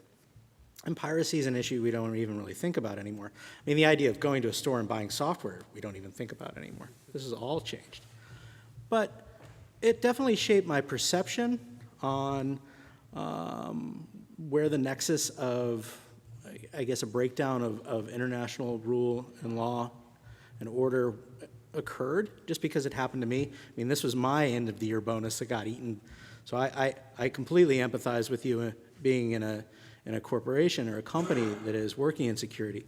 But the problem that I have with kind of individual security and tightly focused collective security is I don't know how to help a 25-person company defend themselves from a nation-state cyber attack when they're doing something like building a highly precise controlled drill bit for oil drilling. And these are the companies that I've seen. Again, I live in Houston, Texas. Everything revolves around oil, and let's not have the discussion about global warming about it. But these are the companies, the innovators that I see. And the thefts I do see principally come from firms that, or from, I have to be careful here, countries that can exploit US technology in the oil and gas sector at the national oil company level. So the idea that a national oil company can be in receipt of intelligence or IP or whatever and use it to exploit a market in a way that they couldn't without that appropriation of information. So I don't want to come across as sounding like, a member of the American cabal that is telling our faithful European allies what to do again. I think that's highly unreasonable. And quite frankly, the amount of damage done by Chelsea Manning, And Edward Snowden has completely recast the United States in global perception of its position in cyberspace anyway. So we're fighting now from a deficit in improving our image. There are still time for questions, and I can see a hand in the bottom. So, Henrik, the floor is. Thank you very much, all of you, for excellent presentations and a great debate so far. I have a relatively broad question to all three of you that I think was reflected in all of your presentations also, and also partly in the debate we had about whether or not this is a new Cold War, and your reticence, Chris, to use that term, because in many ways the old Cold War was the formative years also of the way we think about national security in general. And so my deceivingly simple question, I hope, is this, namely, in what way do you see the cyber agenda in national security terms as not overlapping with our traditional approach to national security? So the way we generally think about national security, what is it where we need new language, we need new terms, we need to reassess some of our assumptions in the regular way we go about doing national security. I'm alluding here not only, but it could, for example, be to the question of deterrence. So deterrence was completely foundational for everything the West did during the Cold War. It still is in conventional military terms, but it is also a concept that we are challenged to apply directly to the cyber dimension. And I think it goes both to the imagined war with the future war with China. It is exemplified in the maps of rerouted traffic and the problem of basically pinpointing who did what. And it is exemplified also I think in Gary's presentation, that some of these basic concepts that we have, that we go to national security with, that we approach national security problems with, it seems to me that there sometimes is a bad fit. So what would your main takeaways be from where is the lack of an overlap? Where is it that we need new language when it comes to cybersecurity? Or if you disagree with me and think that everything we do in national security is a perfect fit, you're welcome to say that too, of course.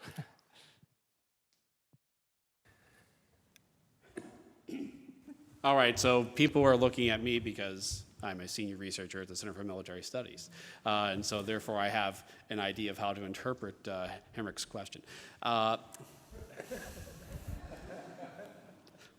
So let me begin by saying that, of course, I think that actually the debate that we were having, and indeed the question that we just had before, does exemplify a need for reconsidering the ways in which we are thinking about national security. We've generally thought about this in terms of bullets and beans. World War II rerun on smaller scale, or perhaps World War III, which was, well, frankly, the end of World War II, but writ large. And the kinetic side of security, we did see a significant change after the Cold War, although of course this was occurring during it as well, when we went from thinking about conventional war to more unconventional wars in ungoverned spaces, such as in Afghanistan or in Iraq, where different skill sets were required for military forces in order to achieve first security, then stability, then governance in these societies, and to rebuild them from the ground up. A task that the Western record suggests is rather difficult to achieve. And I think one of the ways in which we can think about the future of great power conflict or international competition is along the way that Chris is thinking, in that a lot of the national boundaries and rivalries that exist, that still exist, despite the continuous ceding of sovereignty to intra and international organizations such as the European Union, are ways in which we can secure larger and larger bodies of people and larger sectors of society, and that thinking in those terms and whether or not a particular type of concept that originated during the Cold War or before applies to these larger bodies of people in a larger competition, avoiding language such as Huntington's Clash of Civilizations, for example, but still getting into whether or not the way in which we approach coalition warfare, for example, applies in different domains. I think that might be a way to approach this. Any add-ons? Well, since we're in Copenhagen, and there's probably an international relations faculty member or two in the room, I will point to the securitization of cyberspace as a major issue. We have to realize that we are in the United States all too prone to adopting security paradigms from the past rather than investigating new paradigms. It's hard to imagine a way that propaganda could be issued to individuals on the planet more effectively than Facebook. And there goes all my future endorsements from Facebook, I guess. But that we can individually target human beings. The unit of analysis for conflict has changed. I mean, I have friends at West Point who tell me, how are we going to deal with radicalization at the individual level today? How are we going to get those people who are most susceptible to being radicalized on the internet regarding an issue, and it doesn't matter what the issue is? That is the new unit of analysis for winning and losing in conflict. This is radically different than understanding what a T-72 could throw around as far as anti-tank rounds. The entire platform in which we look at human endeavor is different because of the digital component. And it's going to take us a generation or two probably to figure out. I mean, Chris has written on this as well. The problem with coming up with great social theory on this right now is, then a new app comes along and our social theory collapses. So I would argue for a profound desecuritization of cyberspace and not seeing it as, I chafe when I hear of cyberspace as a warfighting domain. And when we start talking about international security treaties and things predicated along the lines of NATO, I get nervous. But international understanding to further commerce is going to be one of these issues that's going to be a hot button. I live in a country now that is profoundly reorienting itself in a non-globalizing way, I guess. And how the internet is reforged around maybe a decline of globalization will profoundly impact human endeavor across the planet. So I'm a deterrence skeptic of major proportions for the cyber world. I think it's a legacy of the Cold War. There were two major actors. You could talk to them. You could say, these are my weapons and my bombs. How are yours? Okay, we don't want to use them. So now we have developed deterrence. You don't see it in the literature beforehand, and I don't know that it's much helpful afterwards, not just because of attribution, but because of the systemic effects. I think in the future, national security will include economics. It used to at one time, a long time ago. It didn't because of the Cold War, because the Russians were not an economic challenge to anybody, so we could ignore them. In fact, we called it low politics. I'll just give you the terms Americans used. High politics, war, nukes. Low politics, economics. So now I think it needs to return because you have the kinds of competition between states. We actually went through sort of phases. We were on nukes in the Cold War, then they were small wars. We relearned how to do kinetic stuff in the 90s, right? So we had to fight people again, and then the 2000s. And then cybercrime on the side. And now we're looking at economic losses that actually have long-term strategic impacts. And so, in my view, we can learn something from deterrence. There's a new term growing up because we always make up new terms in the US, we have to. But this one is cross-domain deterrence, and what it really means is that if you're in national security, you have to understand economics. And as a side note, you also have to understand something about technology. I would like to firmly place myself with in conflict with those people who say, oh, you don't need to know anything about the technology, war is always like that, or it's the same. No, that's actually not the case. You do actually have to know something about the way the internet is constructed in order to do national security. You actually cannot hand a fleet to someone who does not know how ships work or the oceans work. So if they don't know that, then it's a difficulty for them. The final thing I want to say is we feel very proud of ourselves as democracies. We like to defend ourselves. And if you don't care whether or not this makes a difference in the futures of democracies, may I make a plea for the rest of the world to you.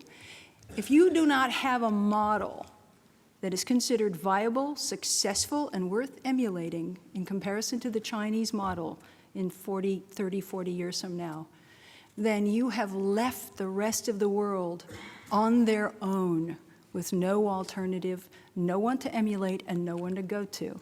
And so whatever we choose, whether a Cora or something else, we have got to figure out how to be viable, economically viable democracies over the next 100 years in order to give the rest of the world a chance. Thank you. Thank you so much, Chris. I don't know how it is that you always manage to sort of end on a very high and positive note when it's my turn to say something, but you did it again. So we are approaching the end of the first panel, and there is a long-awaited coffee outside. But let me just, before we get to that, thank the panel for showing us both how the internet and cyberspace has changed the dynamic within where national and military power functions, but at the same time it also showed us how, being a political scientist, this is great for me to say, how political developments, of course, also influences how we think and act in relation to and in cyberspace. I think the panel has also shown greatly, but also in ways that can be, of course, contested, and we should do that because we're here to debate issues, how at least the American thinking on a more competitive and perhaps conflict-prone international system will also affect the internet, what it can be used for, and how by smaller states as Denmark. And after the break, there will be more national diversity in the panel where we will talk about how small states can then organize this to face this challenge, both in terms of great power politics and in terms of cybersecurity. So please, all of you, join me in thanking Chris and Gary for taking their time to come here today.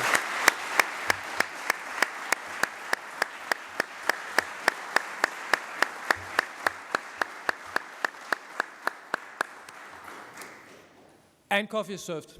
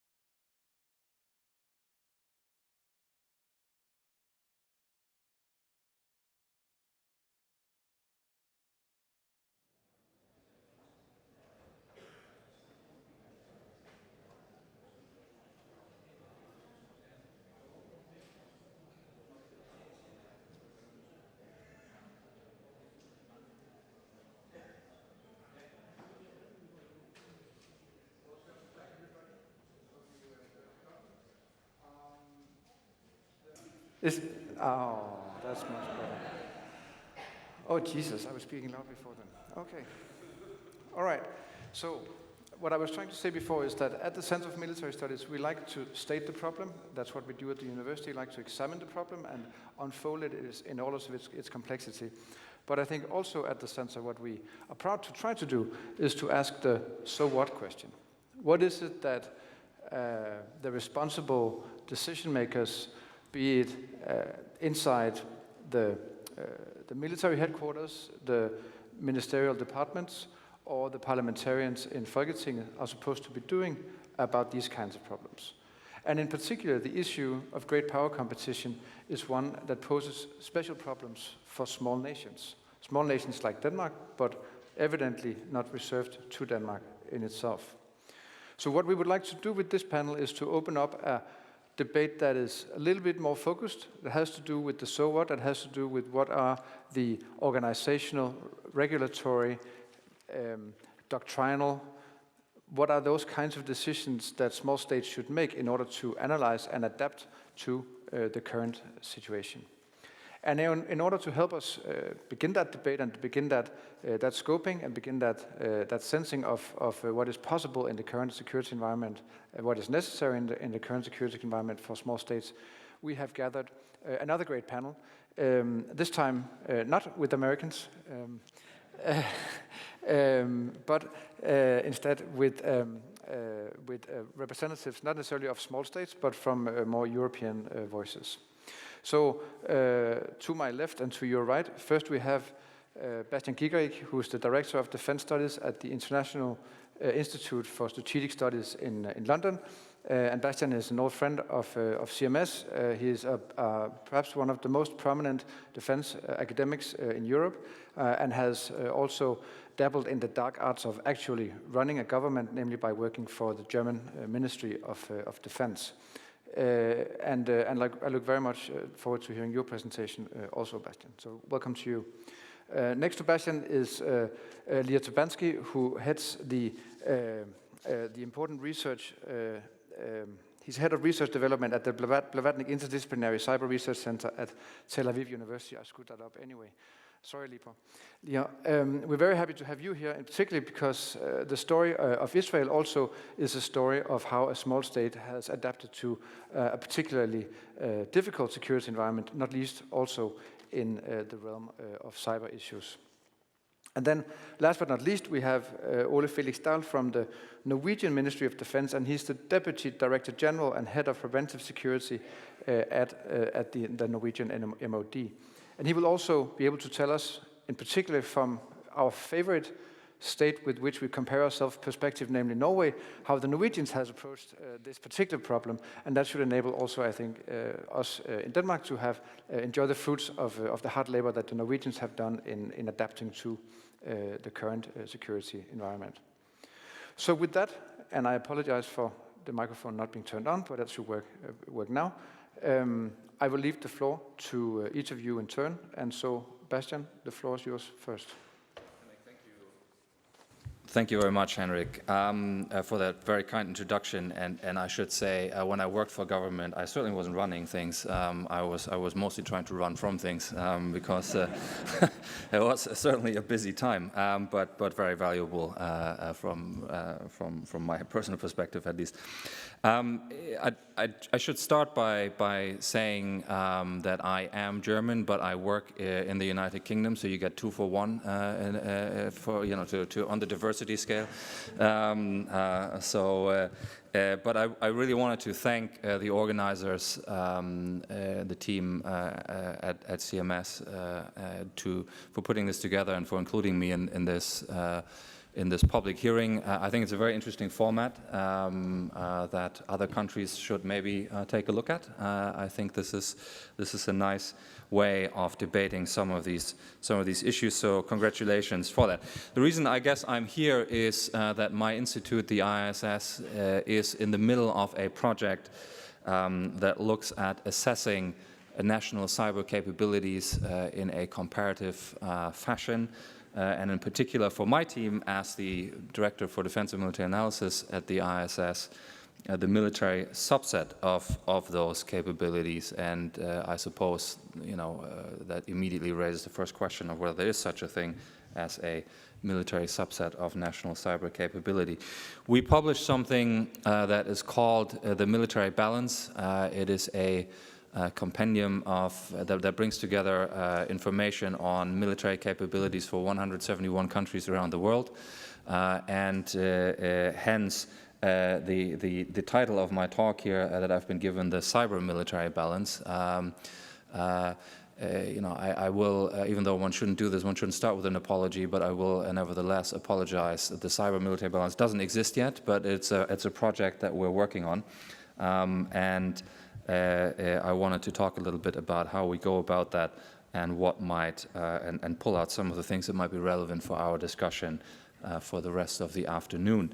I want to start by saying something about the big versus small dichotomy that has perhaps informed the design of the conference and is a theme in our discussion. I think, in a way, it is perhaps a bit less relevant when we look at cyber capabilities than it is in other areas of capabilities. Not so much because there aren't some really big states that are very active in cyber, but rather because I think when we look at the maturity of a lot of nations' military cyber capability, a lot of countries are still small states, actually, in a way, and a lot less far ahead than one might otherwise think. And some of the more mature countries aren't necessarily large states. So I think there's a point to keep in mind there. If we use this as an analytical frame, so to speak. So we are looking at my institute at cyber through the lens of national capability, with, as I said, with military capability as a subset of this. We're gathering data on national cyber capability of states and are working our way towards a compendium of national assessments, along with a statement of how we go about it and what it might mean for comparing national cyber capability. And of course, what that means is that process of national assessment is moving ahead in parallel with our effort to assess military cyber power.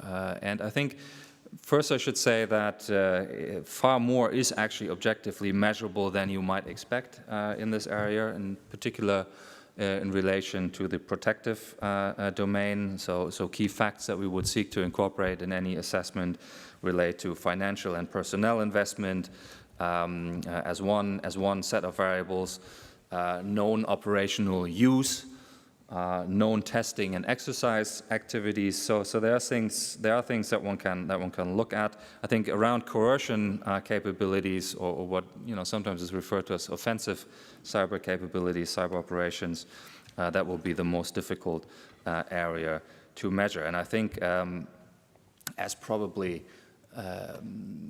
you gathered from the first panel, the absence of evidence of their existence does not equate to the evidence of their absence, nor of their use. And that is, of course, one of the difficulties when one tries to actually assess these things. So we're looking primarily at state capability and capacity. We will only look at non-state actors where those capabilities are assessed to be obviously part of a state's capability. And that's an interesting problem to get your head around. And I think the easiest is perhaps to talk about this by way of example. So we would consider the Iranian cyber army probably to be part of Iran's capability. We would probably also consider the Internet Research Group in St. Petersburg to be part of Russia's capability. But since this came up earlier in the first panel, we wouldn't think Google, Microsoft, or Facebook are part of US capability from this point of view. The interesting bits are probably Huawei, and just to provide some balance, Cisco arguably in a US context, at least looking at some of these leaks that we have seen around Edward Snowden and others that were mentioned. We're also not looking at cyber criminality unless it is particularly, unless there's a proven nexus to state activity, just again as an exercise in bounding what we are doing. When one looks at military capabilities, of course, important to realize that those capabilities, so that are militarily owned or militarily operated, do not fully encompass a state's capacity for delivering military effect in cyberspace.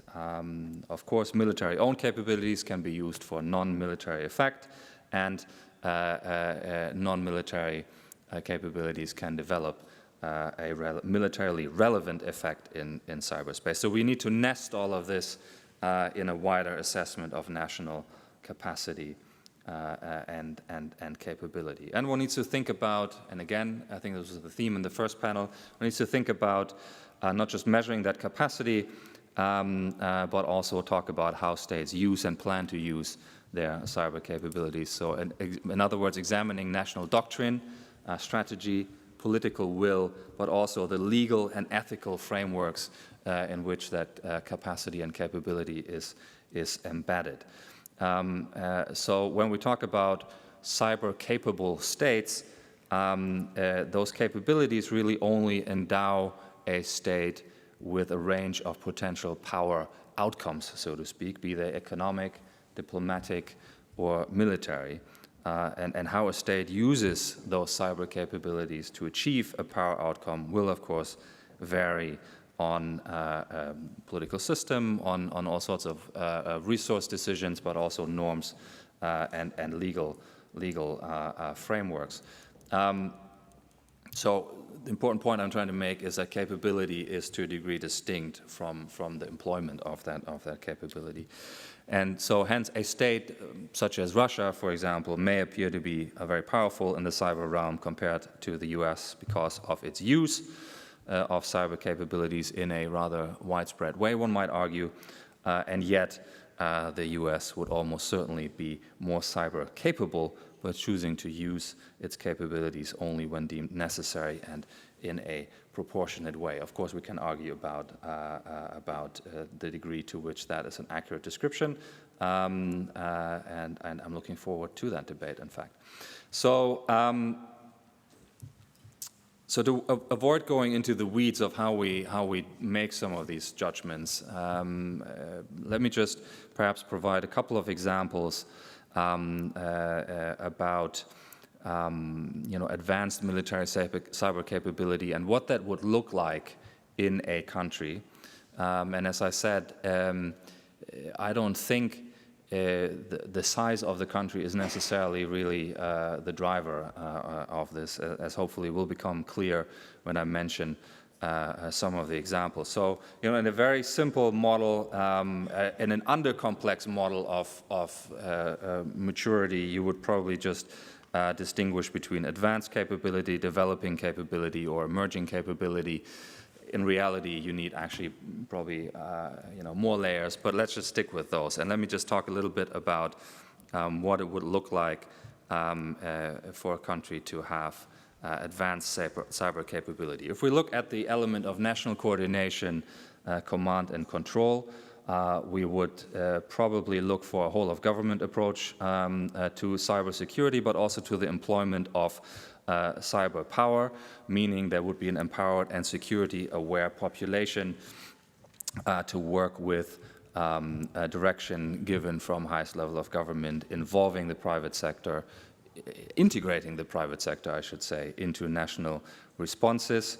There would be embedded multinational relationships relating to cyber detection, attribution, and response, and the armed forces would have their own military cyber organizations, defined responsibilities, sustainable funding, and demonstrated operational experience. So you would look for indicators for that to come to that judgment. You can apply a similar logic to the area of strategy development, where you look for military cyber strategies, for example. You look for those regular reviews and updates, and you look for developing areas of focus in there.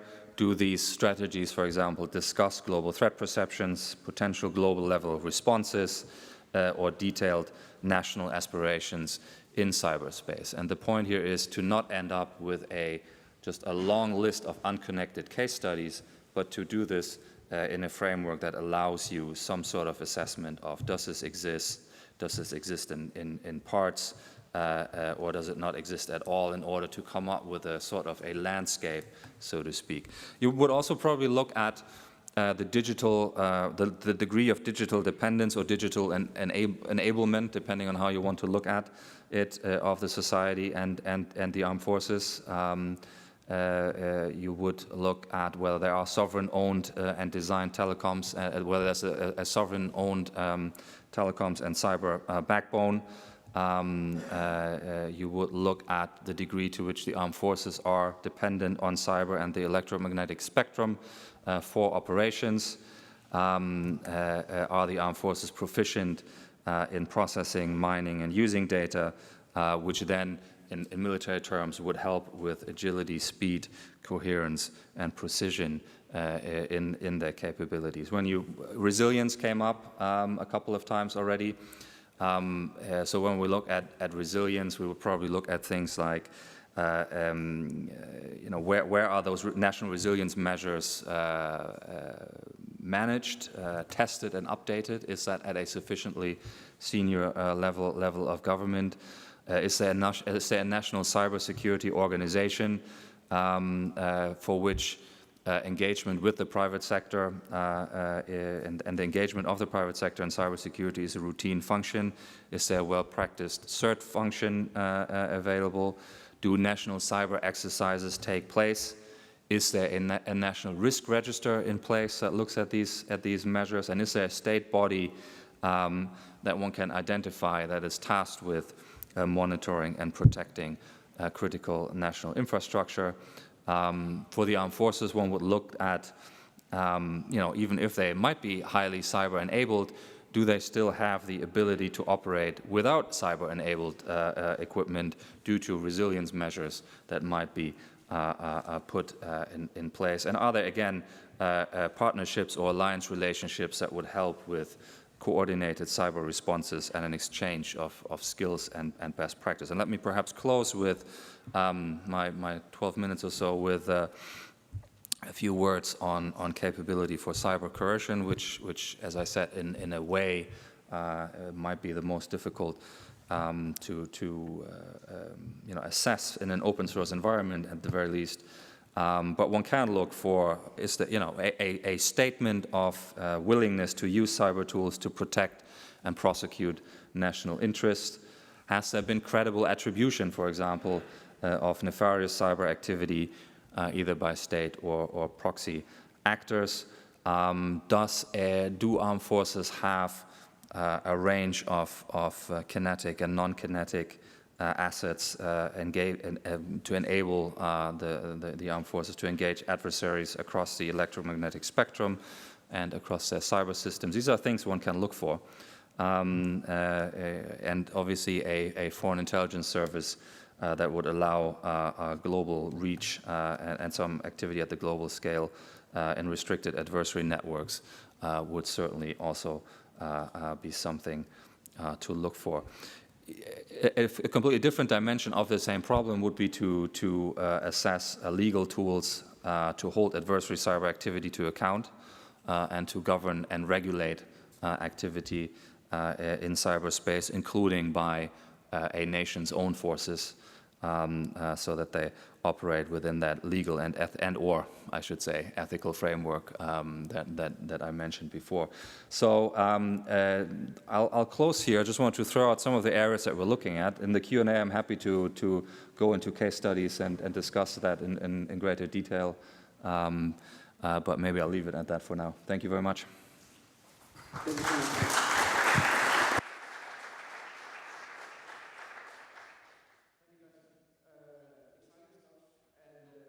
Not least, I think you would soon get a phone call from the guys at the NATO headquarters who are building the cyber equivalent of the NATO defense planning process. They will need to apply the exact same questionnaire that you're doing to the NATO members. Next man up is Leah. The floor is yours.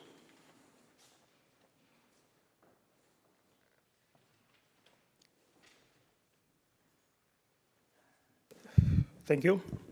Thank you for organizers and the presenters. Now, we have enjoyed a very long anomaly, 70 plus years of peace in Europe, let alone Europe. Israel itself didn't have a proper war since 73. So is it a good thing? Yes. The question is how we can maintain it. Now, the problem here is with cyber that the militaries fail to provide security in cyberspace to the societies, to the nations. And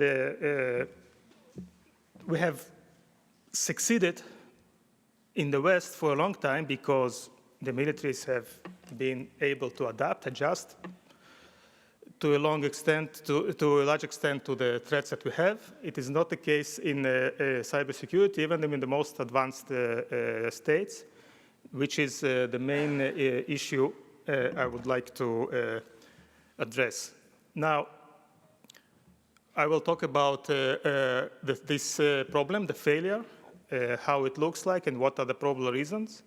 Then I'll go up and talk a little bit to the strategy part, not the capabilities, which is most of the focus in discussions on cybersecurity, but the strategy. What do you need these capabilities for? And then I will outline the way to innovation, to probably radical innovation that we need in order to sustain the security and well-being of the Western societies. Now, the spectrum of cyber power is quite broad, and there are several threats that are quite common now, okay? We have persistent industrial espionage going on to cyber.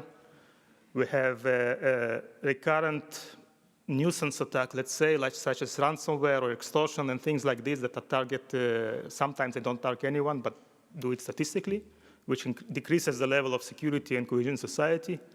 We have the whole issue of covert influence operations targeting the political system. This is not a new American idea that surfaced after Trump's elections. It has much deeper roots and the practice. And my favorite one is the fact that you can use cyber to launch direct destructive cyber attacks on homeland targets. You could try to do it in other domains. You will meet someone in the middle, hopefully. You will meet some Air Force, some guards, protection, borders, whatever. You will have, if you would try to attempt something like this against any domestic target, important domestic target, you will be able to access it without meeting any state-affiliated defenders, usually, with some exceptions. Now, the current military theory of victory in the West depends on two main things. First of all, that you will have early warning. You will be able to see indication that adversaries are trying to do something. And for that, we have in the West seen very elaborate intelligence operations and intelligence organizations. And by the way, these intelligence organizations have developed much of the capabilities and practice that today we call cybersecurity. So the capabilities are there in cyber, but I will talk about why they are not being used. So the theory of victory is you will be able to identify an attack before it happens, so preferably as early as possible during the attacker's operation, and this is not the case in cyber. We have enough empirical evidence from breach investigations that show an average of several months between the initial breach of the target and the time the attack has been discovered, usually after the damage has been done. So this is one part. And the second part, the main mission of the militaries or the defense departments, that you have to defend the nation, you have to defend the homeland.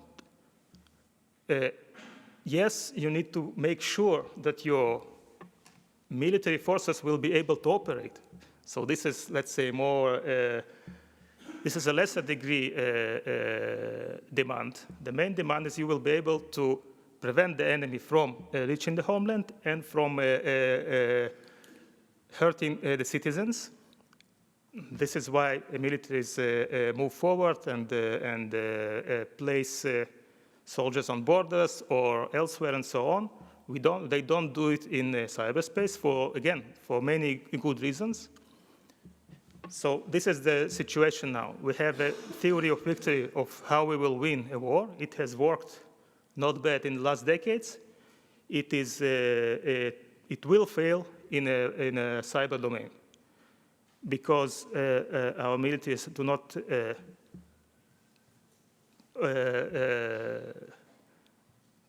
operate on the borders, so to speak, and they don't have the capabilities, or they do not deploy the capabilities to collect early warning. So that is the common problem. It is the same in Israel, it is the same in the United States and in any other advanced countries. If you look at the National Organization of Defense, the military and the Defense Department does contribute to the effort, but it doesn't take the full responsibility against foreign state-sponsored attacks. Now this slide is on purpose blank because strategy can take different directions. Here, let's first of all, Chris Demchak mentioned scale, okay, and this is very different for small states and the two main players in the world in this domain, China and the US. So scale is important. As a small state, you cannot have any aspiration to shape the domain or something like this. You can use your limited resources and focus them on this topic or another, but you have to have a clear understanding why you're doing that. Now, for example, let's say the internet is not securable, right? So the US can have the aspirations to rebuild the internet, or China for that extent. Israel does not. Israel may hope that its scientific contribution somehow helps, but it's not going to be aspiring, hopefully, to reshape the whole environment. Now, nevertheless, the national strategy of Israel from 2011 government resolution does have the vision that Israel will become a top 5 power in the cyberspace. So with these limitations, yes, you can do a lot of things in terms of strategy, what you want to achieve, how and why.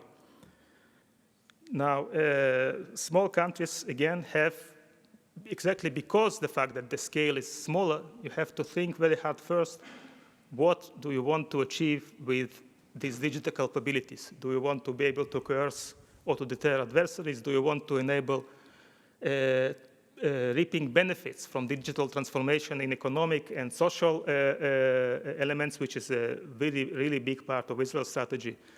So this is the main question. If you only look at closing the vulnerabilities that you have in your systems, it can be a strategy, but it's not a very advanced one.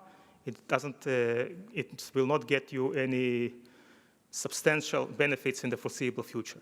From that strategy, then you have to derive the doctrine, and then organization, technology, and human capital, be it within a military organization or outside the military organization. Again, a lot of hard questions. Would you like to create some sort of cyber military organization and give it the power and the resources, or would you like to cut the defense budget to a certain extent, to cut some of the military resources and shift it somewhere else within the nation? That's a really difficult question. It's, of course, a political issue. There is no clear recipe for that, and it totally depends on the goals, what you want to achieve. Now, going back to the failure of defense adaptation, I would say that from my analysis, the defense adaptation process, which is sort of, I drew it in these 2 slides, starts with a combination of security challenges or new technologies.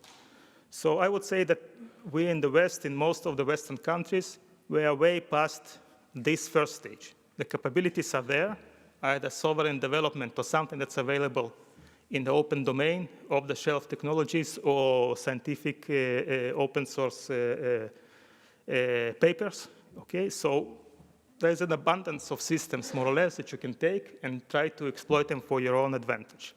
The difficult part of the whole defense adaptation is what do you do to extract the maximum benefit from it? This is the really hard, innovative part. Ideally, it should go something like this, the flow from new capabilities to hard thinking, what could you do with that?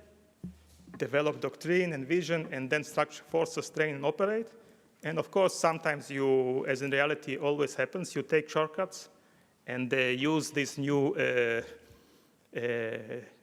technologies or capabilities in combat and see how it works. Let's say this experimentation, it often has a very good cost-effective results in terms of understanding better what can you do and so on. So a lot of things I would say that the adversaries are doing in cyber, be it purely criminal organizations or a combination of state and criminals. It's a lot of this experimentation, innovation, trying to do these things. This is something that Chris Bronk earlier said, called it creativity. Okay, I would call it innovation, but it's the same thing. You're trying to experiment with that, and this is a very important part to create an environment that you will be able to experiment with that and to help people take risks, preferably in a safe environment, and experiment with the things to get a better understanding what can be done, how, why, and so on. So the good part is that we can, as small nations, can innovate.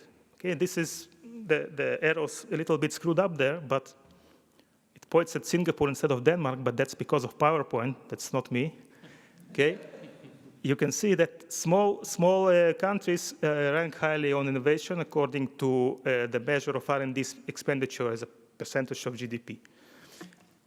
We don't know the figures on defense R&D, but it should be a good enough proxy, right? We don't know exactly how much of defense budget goes for experimentation and innovation, but you cannot understand Israel's success in leveraging cybersecurity for different, let's say, commercial and diplomatic benefits without understanding the long-term investment in R&D in general, without prioritizing this or other output.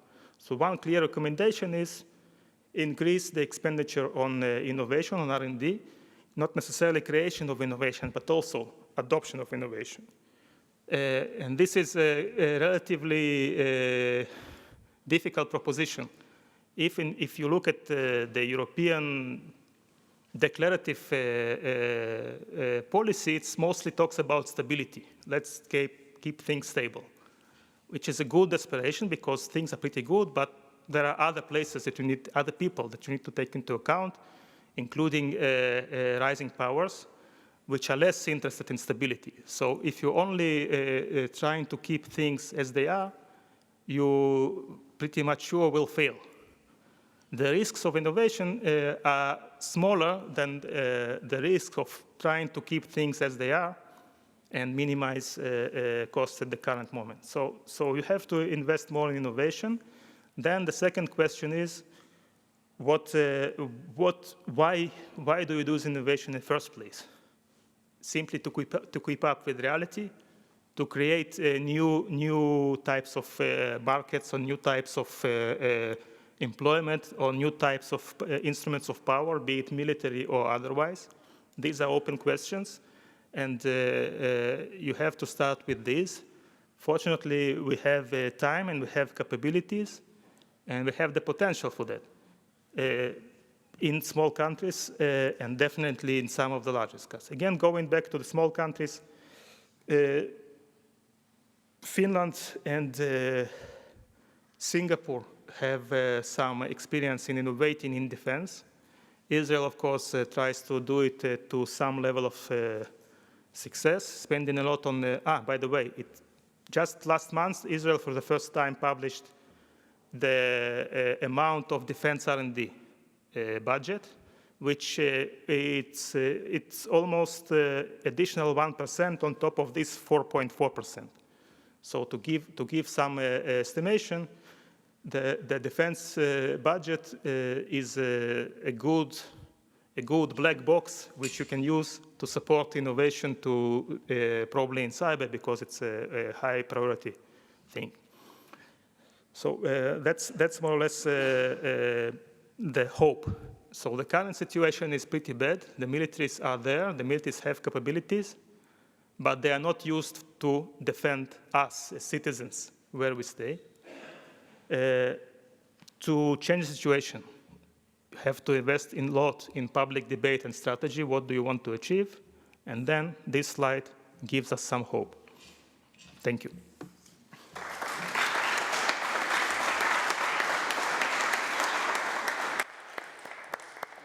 Thank you, Leah. And in spite of your rosy ending, it was a pretty bleak picture you painted. I must say that after Bastian drew the table of how to assess this, you also showed us how difficult it is to fill out the table in a way that convincingly defends our states, our citizens. And so, fittingly, Ole Felix, you can come and tell us how to do it in Norway. The floor is yours. Thank you so much. Initially, I would like to thank the organizers for the opportunity to give this brief presentation on cybersecurity in the Norwegian defense sector. When I look at the slide, I realize I'm really bad at titles. And bios, by the way, was a really short bios. So I'll just tell a little bit about myself. I'm head of the preventive security in the Norwegian Ministry of Defense. We have organized it the way that's all the defensive side of cybersecurity is there, and also the control together with the Ministry of Justice over the Norwegian National Security Authority, the NSA. That was a short introduction. So, to start it off, what's so special about cybersecurity in the defense sector? First of all, we are of course exposed to some threats that most of the civil society is not. And we shall operate in conditions far above what is considered normal operations. In crisis and armed conflict, also under different legislations. Things must work, high up in the crisis spectrum. As a result of this, some of our systems needs to be military spec. But at the same time, we have to take into consideration that the military sector is no longer the arrowhead in developing ICT. Our strategy has been for a long while now to move away from gold-plated systems and solutions and towards more commercial products. So like the most of our critical infrastructure, we will heavily rely on privately owned telecom, for instance. That will, of course, increase with the 5G. Besides this, the Norwegian defense model is built on the principles of total defense, including vital capabilities in the civil society. For instance, parts of our logistics, military logistics, are based on private companies. So there is a close connection between the military and the civil side. And that has impact on the way we organize our cybersecurity. So initially, I'll present some of the relevant actors. In Norway, the overarching responsibility for cybersecurity is divided between the Ministry of Defense and the Ministry of Justice. And the two ministries develop the politics in close cooperation. So in January, our Prime Minister launched our 4th National Cyber Strategy. The first was in 2001. The strategy was developed between the two ministries and with help from a broad range of both public and private entities. And to make it short, the strategy strongly communicates the need for cooperation. So, to focus on the defense sector. Firstly, the MOD. The ministry is obliged to ensure that information assurance in the cyber domain and computer network operations, or CNO, are an integral part of the ministry planning, management, and governance processes. The responsibility for cyber issues follows the normal responsibility model of the ministry. So the individual department of MOD shall safeguard cyber aspects as an integral part of the department's portfolio. So that means we have to see cyber in context. Like Gary said, the users are the weakest link, or they might be the prime attack vector. So all the different sides of preventive security has to be closely seen together, like the physical security, the personnel security, infrastructure, and cyber all together. And that's the way we have organized it, so everything is then under the preventive security umbrella in the department. That said, We have a close cooperation between the different departments, so that the security policy guys and the preventive security and all the other departments working together in cooperation groups or coordination groups. Back in 2012, we established the Norwegian Armed Forces Cyber Defense with about 1,200 military and civilian personnel. That's not 1,200 cyber warriors, just to make it clear. It's, that's a lot of guys with other hobbies. So the aim was to take a holistic perspective of CIS, military ICT and cyber defense, all the way from educating bachelors in cyber engineering, training, ensuring CIS support to current and forward operations, and so on.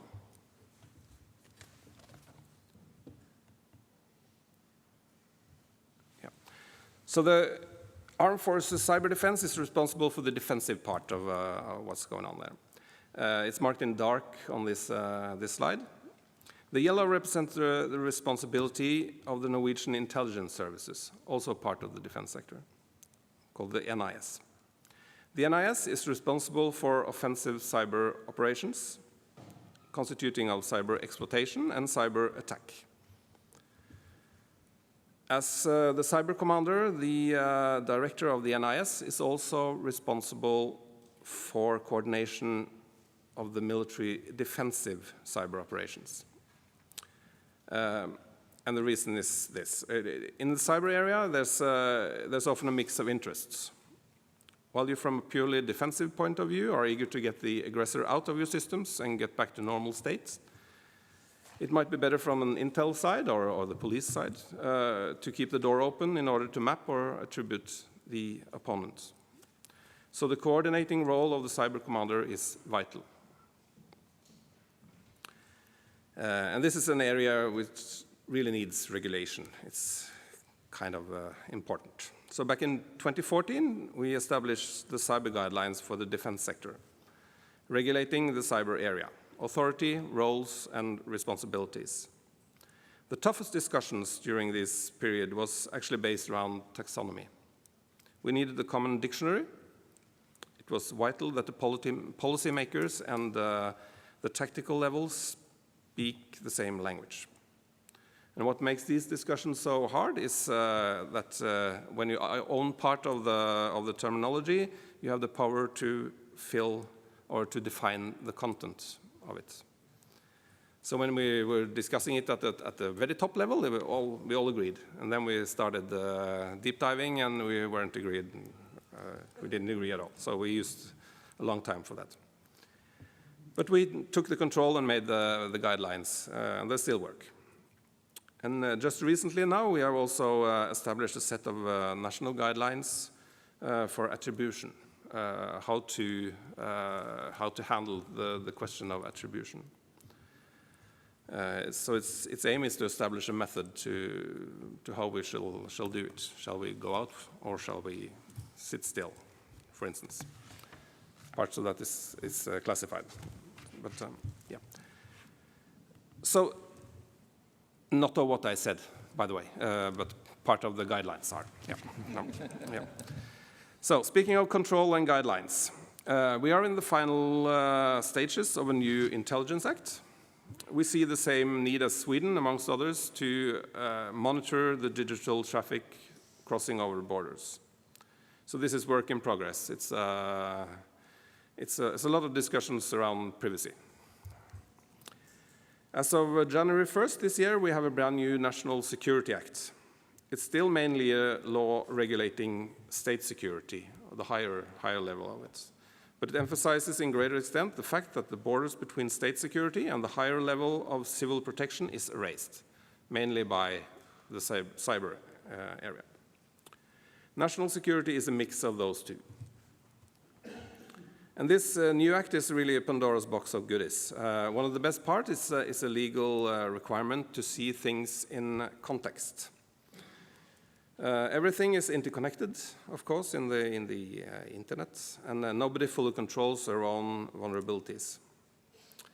As part of the implementation, we are mapping all the functions and branches vital to national security. They are called basic national functions or grunnleggende nasjonale funksjoner. And based on this mapping, we will see the full picture of what companies will be affected by the new law. The message is know your values, know your dependencies, and know your vulnerabilities. And that is, of course, vital during operations. With an increasingly digitized battlefield, the forces from all domains are connected. They will be vulnerabilities, which we have to identify and defend. In the total defense context, this heavily involves the civil society as well. And the cyber domain will be part of any future conflict. So how do we meet this? Our approach is focused on risk reduction and early warning through deployed and up-to-date sensors. I've already mentioned the two first bullet points there, the Norwegian Armed Forces Cyber Defense and the intelligence services. In addition to this, it's one vital actor here, and that's the Norwegian Security Authority, the NSA. It has a central role. It established the first nationwide set of sensors in key national infrastructure back in 2000. And those sensors are connecting military and civilian entities, as well as private companies, together in a sensor network. And developing these kind of sensors is really like an arms race. It's you have to put a lot of money in it. So we just allocated 500 million Norwegian kroners to develop the next generation of sensors. It's actually 12 different small projects, not only on the sensor side, but also on secure DNS, secure email, and some other stuff. But it's mainly on the sensor side. As of this year, we have, well, and to say this is one of our points here is that this is a military project mainly. It's driven by the military need, but it's a dual-use project. It has a great impact on the civilian side as well. So we spend money on the military side, helping the civilian side as well. And in addition to this, as of this year, what's earlier been called NorCERT has now been established as the National Cybersecurity Center. We love the centers, so a lot of centers, more centers. But it's not only a shift of the name, it's actually some more into it. It's under the control of the NSA still, and the coordination part has always been a vital part of the NorCERT work, and that still is. So we have co-located the center with the Joint Cyber Coordination Group. It's a group led by the NSA, consisting of the intelligence services, the police intelligence services, the criminal police, and of course the NSA, to further develop the cooperation there. And we also want the center to be an innovational hub. So we have co-located all the techie guys from the Ministry of Defense that are developing and operating our two nationwide classified systems. It's one on restricted and one on secret. And those guys will also operate the common unclassified network for all the departments when it's finished, well, when it's ready. But the aim here is to have a better cooperation, and our hope is that this will, well, bringing all these clever heads together, it will work like a hub, like an innovational hub in this area. And we already see some great results from that. Also, of course, the Norwegian Armed Forces Cyber Defense is part of this, and all of the different sectors, CSERTs, or the certs out in the different, under the different ministries, also are able to be represented in the center. So this is, well, cooperation is the name of the game. This one needs no further comment, I think. Oops, and there's, oh wow, title.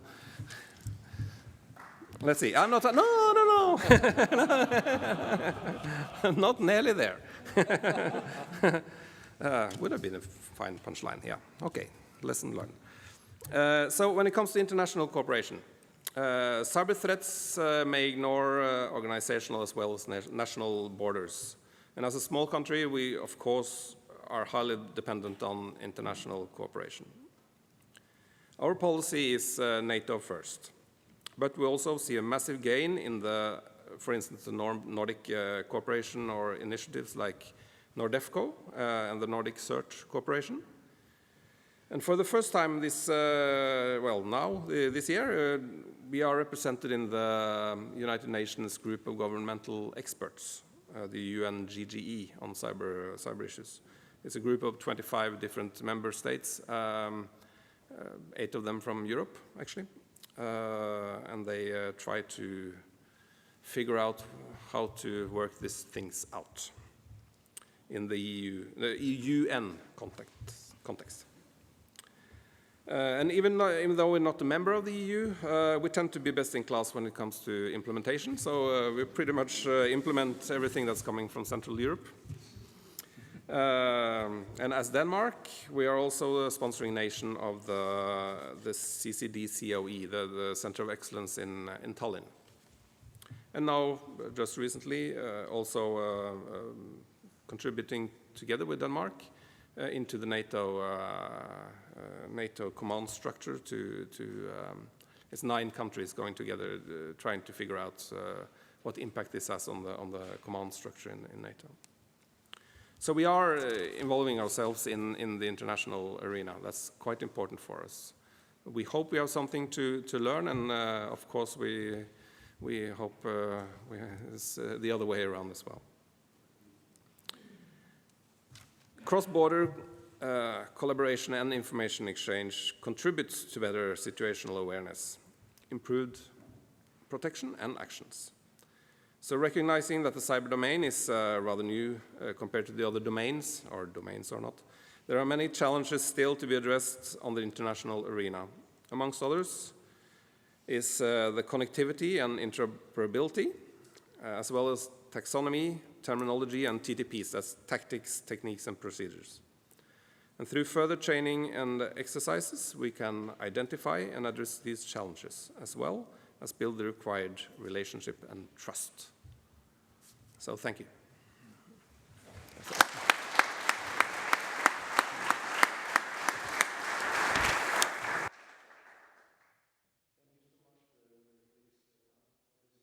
Exciting presentation. I think we in Denmark have always a lot to learn from the way you approach problem solving in Norway.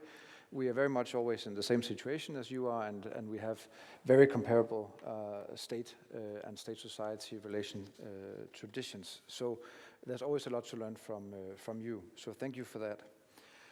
I think these 3 very interesting and highly complementary presentations are an excellent starting point for the last part of our debate. We have about 20 minutes left before I'm supposed to be wrapping up and before the reception outside is ready.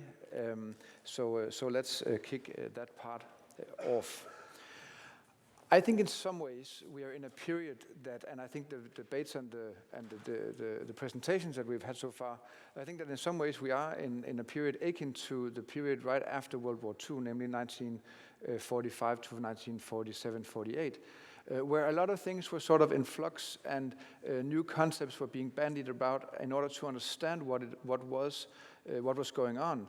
And for example, a concept like national security crept into the language. Before that, there was only a language of war and peace, but national security suddenly became a concept that then ordered the way we approach that part of the policy that we're working on. And I think in some ways, all of the presentations here show how all of the involved actors are struggling also with fundamental issues such as language and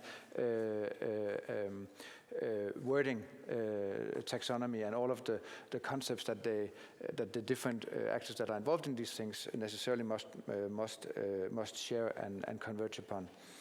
And so, Bastian, I think your presentation with basically a long laundry list also of, because it was a heuristic device for you to examine what was going on in each of the countries, but you actually did a monumental work in describing what kind of task on the other side of the lectern the government specialist has to build a machine that can do these things, including, for example, recurrent reflexive strategizing, which is a task that I particularly like us to take on in Denmark. But I think you also emphasized some of the stuff that came later on the panel, namely the issue that this is not purely a military exercise. It also goes beyond the military, and some of those issues and concerns are unnecessarily something that has a wider reach within government. And I think, Leo, you expertly exposed this fundamental conundrum for the military machine, that it's not up to the task. It's not designed to deal with this, and the fundamental ways of reacting and acting that the military organization has as a deep set of its ethos and its way of operating simply doesn't overlap with the set of problematics that we're faced with here today. And so, and I think it was also interesting because of that, as you emphasized, how we sometimes forget to do the strategy part. So we can talk about capabilities and stuff that we need to have, but why we need to have them and how they fit into a wider perspective of national policy. If that discussion is not had, then we cannot have the discussion that you also mentioned about priorities within the wider state budget and where we should put, which baskets we should put our eggs in order to solve the problems on behalf of the citizens and the state. And then, Ole Felix, you, I think, described, and getting back to my prior laudatory words about your exposition, namely this complex cooperation that is not just a whole of government, but actually also a whole of society effort, integrating also public-private aspects, also in your total defense approach to thinking about these things in Norway. All of this is also kind of a challenge to us in Denmark to think more broadly about how we in a small state where we don't have infinite resources can think about institutionalizing ways across existing actors. So I think also, and you were hinting at that on your last slide, Ole Felix, I think the fundamental question, and now finally I'm getting back to a question to you, is how can we build this kind of cross-cutting or networked or distributed whole of government first, and then perhaps whole of society afterwards, but whole of government understanding of the strategic cyber agenda. How can we build this across the stovepipes that we still have? And it's a question for all of you in the panel, basically, but I would like to start with you, Ole Felix, because you hinted at some of that in your second to last slide. How can we build these things in a small nation? What to do? I think we're kind of lucky in Norway because long before the discussions around privacy and the discussions about the government spying on their citizens and stuff like that, we had established the CERT, or the sensor system. It was already there at a very early start of this age. So the discussions weren't when we were establishing it. The trust was built already. So that was a lucky factor for us, actually. But the point is to get all the stakeholders, dialogues between all the stakeholders, and of course, don't spread out the responsibility on too many entities. It has to be some sort of logic in the way you organize this, because it tends to build up in a lot of different areas or in a lot of different entities. And at some time you have to just sit down and figure out where to put things. So we have had a lot of rearranging on the responsibility side of this. But to get all the stakeholders together and to get them into the discussions are quite vital. We had more than, when we established now the national cybersecurity strategy, we had far above 50 different private entities in the discussions on how to do this. We tried to get more and more responsibility out there to be in the process. That's for a start. Leo, would you like? I'd like to actually address let's say, the trust issue within the organization of cybersecurity. Israel has decided in late 2002 to establish critical infrastructure protection, where the government basically decides which organizations are critical and then tells them what to do, hopefully with experts that know what to tell them. And this thing worked pretty well. But in 2010 already, in the recommendations that have become the national strategy, there was a recommendation to take this function, critical infrastructure protection, and place it in a new civilian agency, because it was within the Shabak, within the internal security agency. This preceded the Snowden revelations, of course, but this is the same problem. If it is an intelligence agency or something like this, with the primary mission to do intelligence and prevent things from happening, they will eventually be tempted to use this access for other things. So eventually, first of all, the National Cyber Directorate that Israel established in 2012 is a civilian organization which doesn't have a law enforcement function, doesn't have intelligence function, and doesn't have a defense mission. So it's counterintuitive. And after a long turf battle in 2015, the critical infrastructure protection function was also moved to this civilian organization. So it looks almost paradoxical that in order to be able to protect better the citizens, you have to do it in a new way, not in a traditional law enforcement organization, because then clearly everyone will have incentives not to cooperate with them.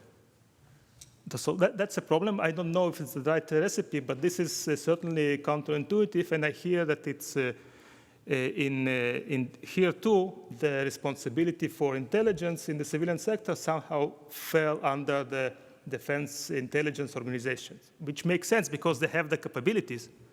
But then you have the broader political issue, which is difficult, and it's sometimes outside of the scope of cybersecurity discussion, but it has to be there from the start. Thank you. Bastian?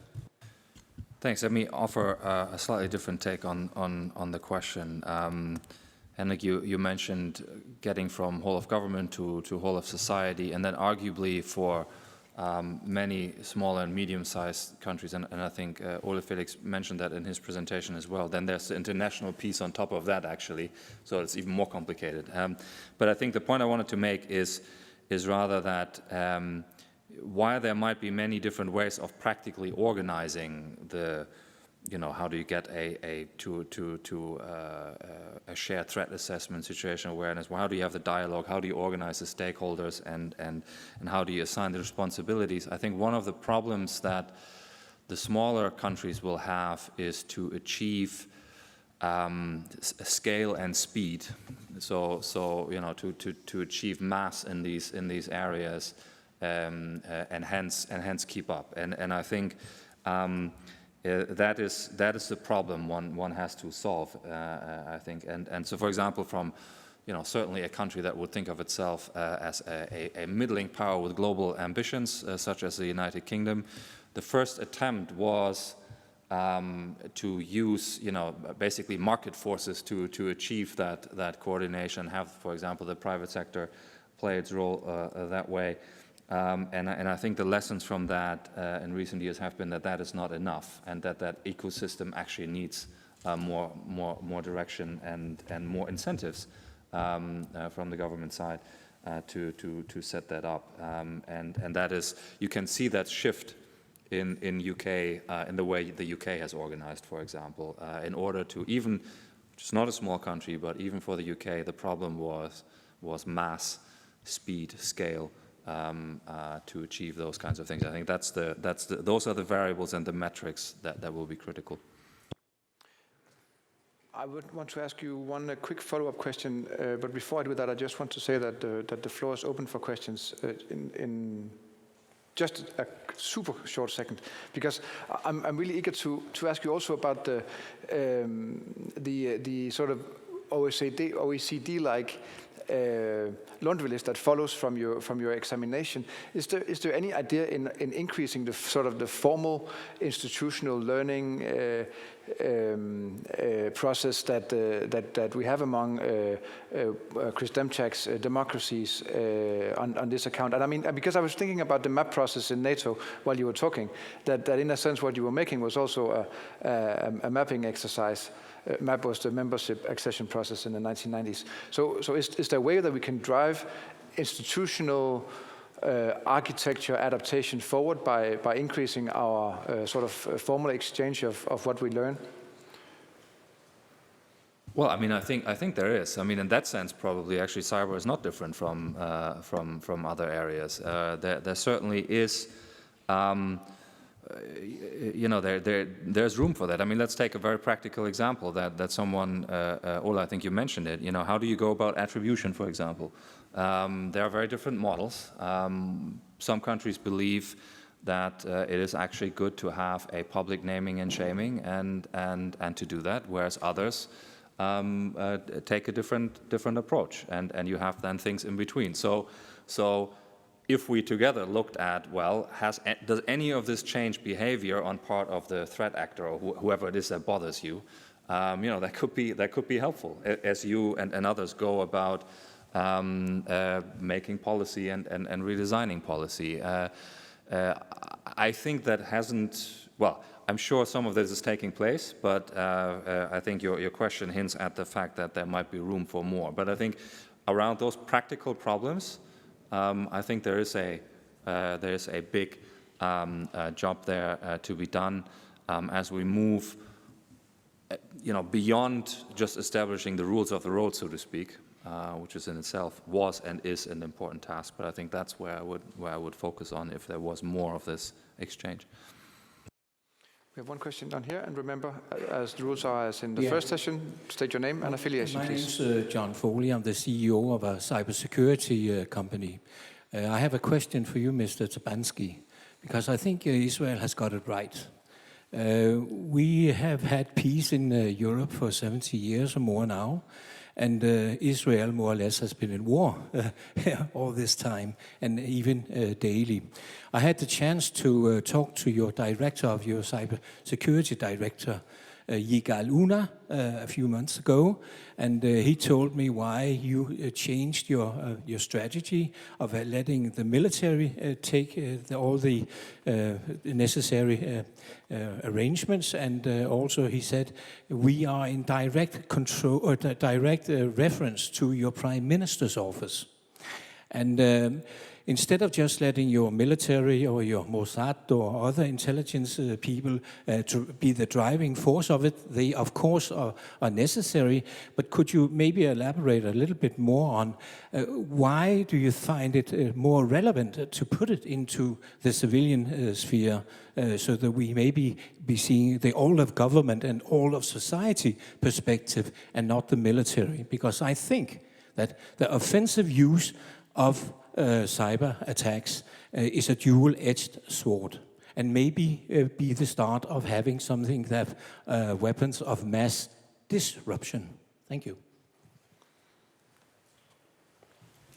Okay, so I have to clarify a very clear distinction between the defense of the protection of the civilian sector, which is a new, relatively new organization within the Prime Minister's office, and the offensive use, which remains within the military and the intelligence cooperation organization. Moreover, there's a very strong belief and relative legislation that any unauthorized use of cyber attack will be prosecuted criminally. Okay, so even let's say hackers that do it for the public good, if they do it from Israel, they will be prosecuted. So that's very clear. Now, the protection of the civilian cyber sector is within the civilian organization, because currently most of the tools that you have, that you can use to provide cybersecurity will be able to read the content, okay? Which is the balance that can be acceptable in one case, but it's not acceptable currently or beforehand in Israel, hopefully also in the future. As long as this is the case,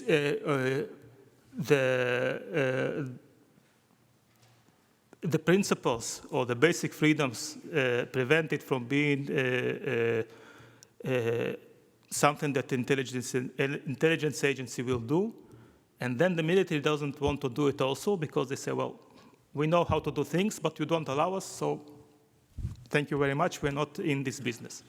Now, if we will end up with a radical innovation, which people work on it in Israel, which is to be able to analyze network traffic and identify malicious things without the possibility of accessing the content, then you can change this equation.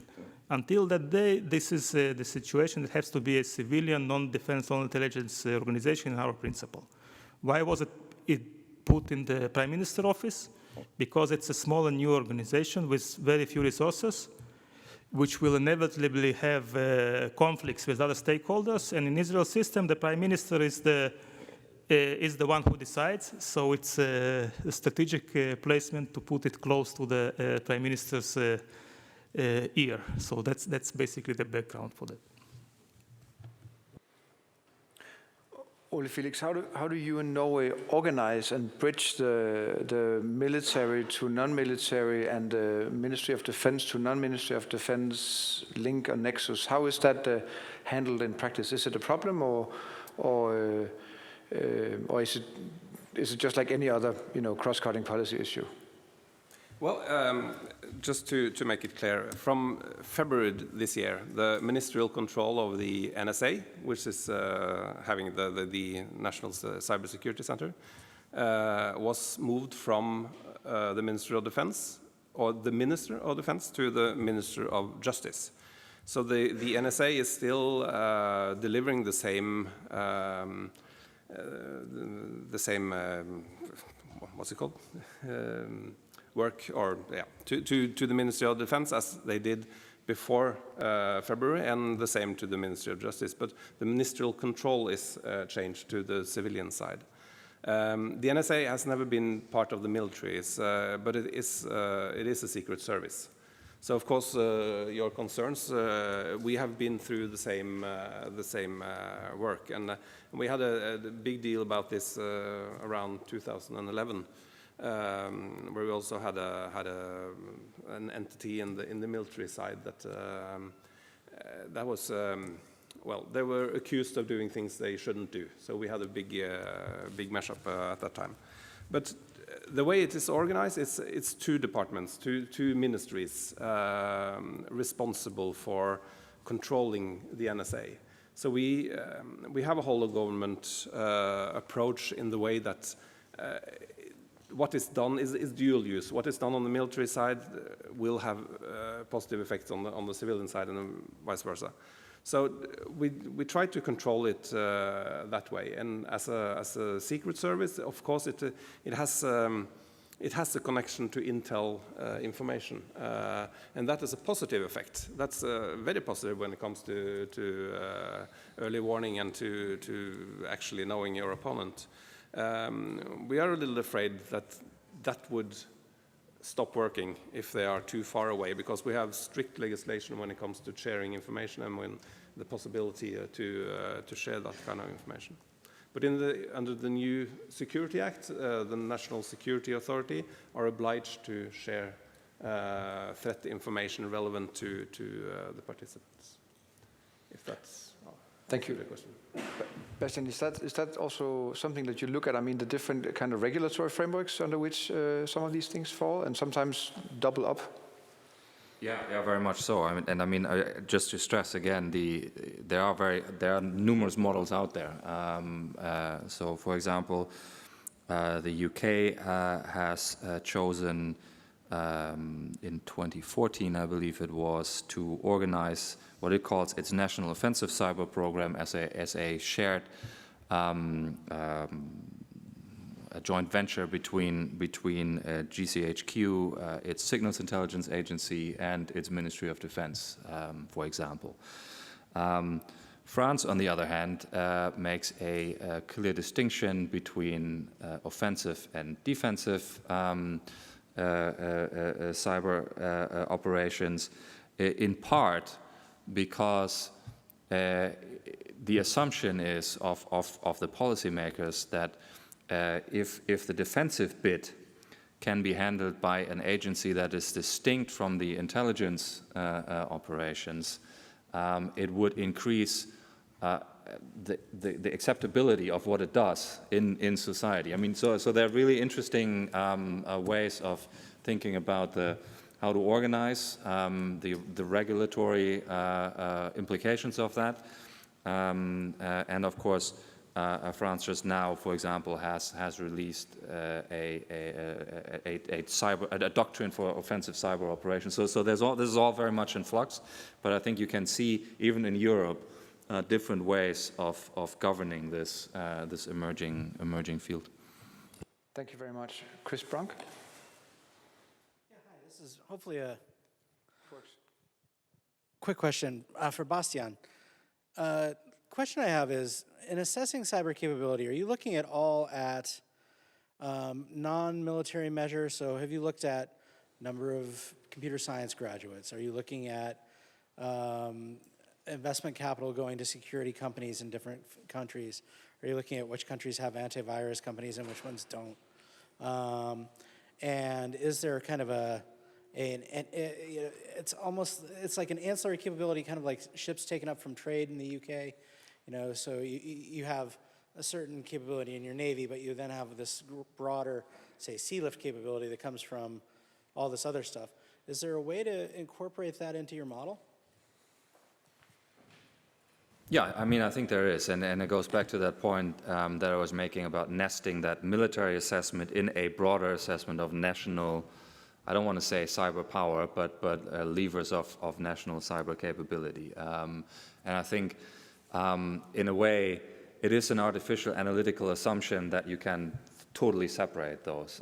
But you know, we need tools, models to do the work. Otherwise, we won't get to any insight probably. So yes, it's not what my part of the house does, but yes, our cyber team very much looks at these other elements that are non-military in nature and but possibly linked. And the point is indeed then to come to in order to come to an assessment, the ideal would of course be to link it back to particular assets, to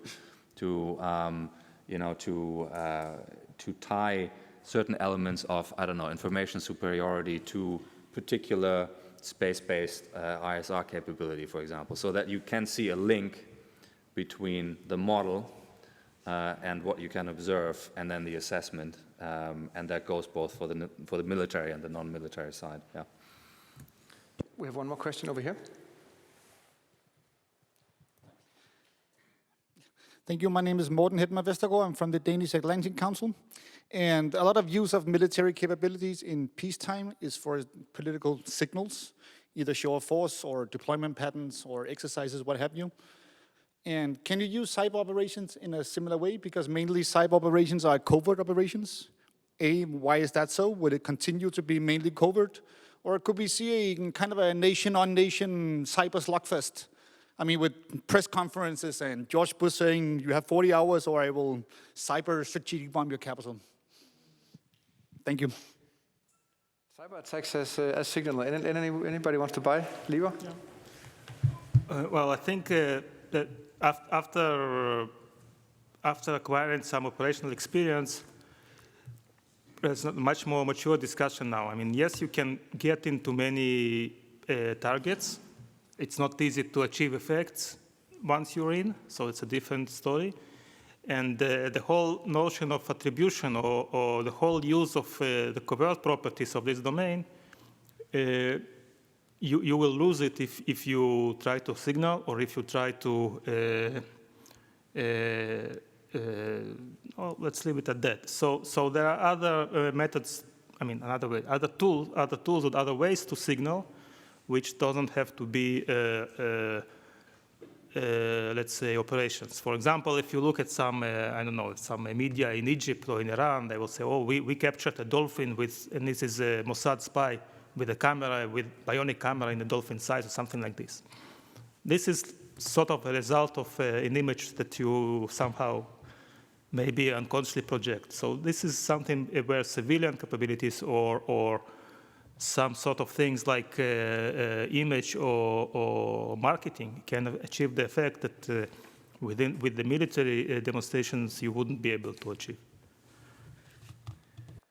Thank you. We are quickly moving into the time where I should spend my energy on wrapping up. I won't do that. Instead, I will use the moderator's prerogative and ask you one last question, and that's the last question before everybody gets a chance to continue the discussion over a drink. So you don't have to speak for 15 minutes each, but you're welcome to, of course, answer in full sentences using also verbs.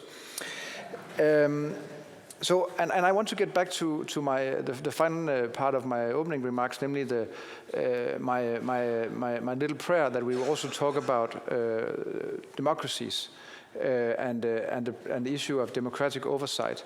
In your perspective, and I'll keep this relatively broad, in your perspective, what are the biggest challenges and what are the opportunities with regard to keeping parliaments and publics in the loop with regard to this agenda compared to regular national security problems?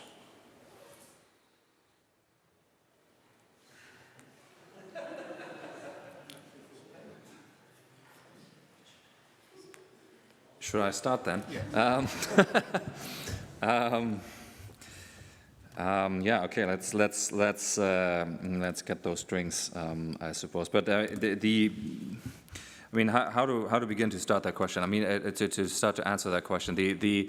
I think it goes back to that mindset aspect that I think lurks behind every time we say whole of society, because there is a tendency to perhaps see some of the challenges around cybersecurity as things that happen on an individual basis without beginning to understand them as a societal challenge and perhaps a challenge for democracies in a time when there is fragmentation, there's more than a bifurcation now, and there are governance structures that are emerging that are at the very least not in line with what we would probably consider our preferences.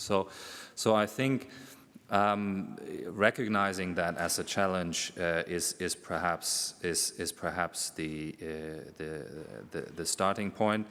The problem is, of course, that a lot of it you can't see. I can explain why an Armata T14 is threatening, because I can create a model and walk you around it and tell you about all the things it can do. It's harder. Some of the capability in cyberspace we don't know until it's used, and once it's used, it's lost, and so it is harder perhaps to have a coherent and sustained dialogue around these themes. But I wouldn't think it's impossible. I think one of the other challenges is simply also language. There is a very technical discussion that is very hard to penetrate, that is very hard to communicate, and so perhaps we need to think about, language and analogies that are useful.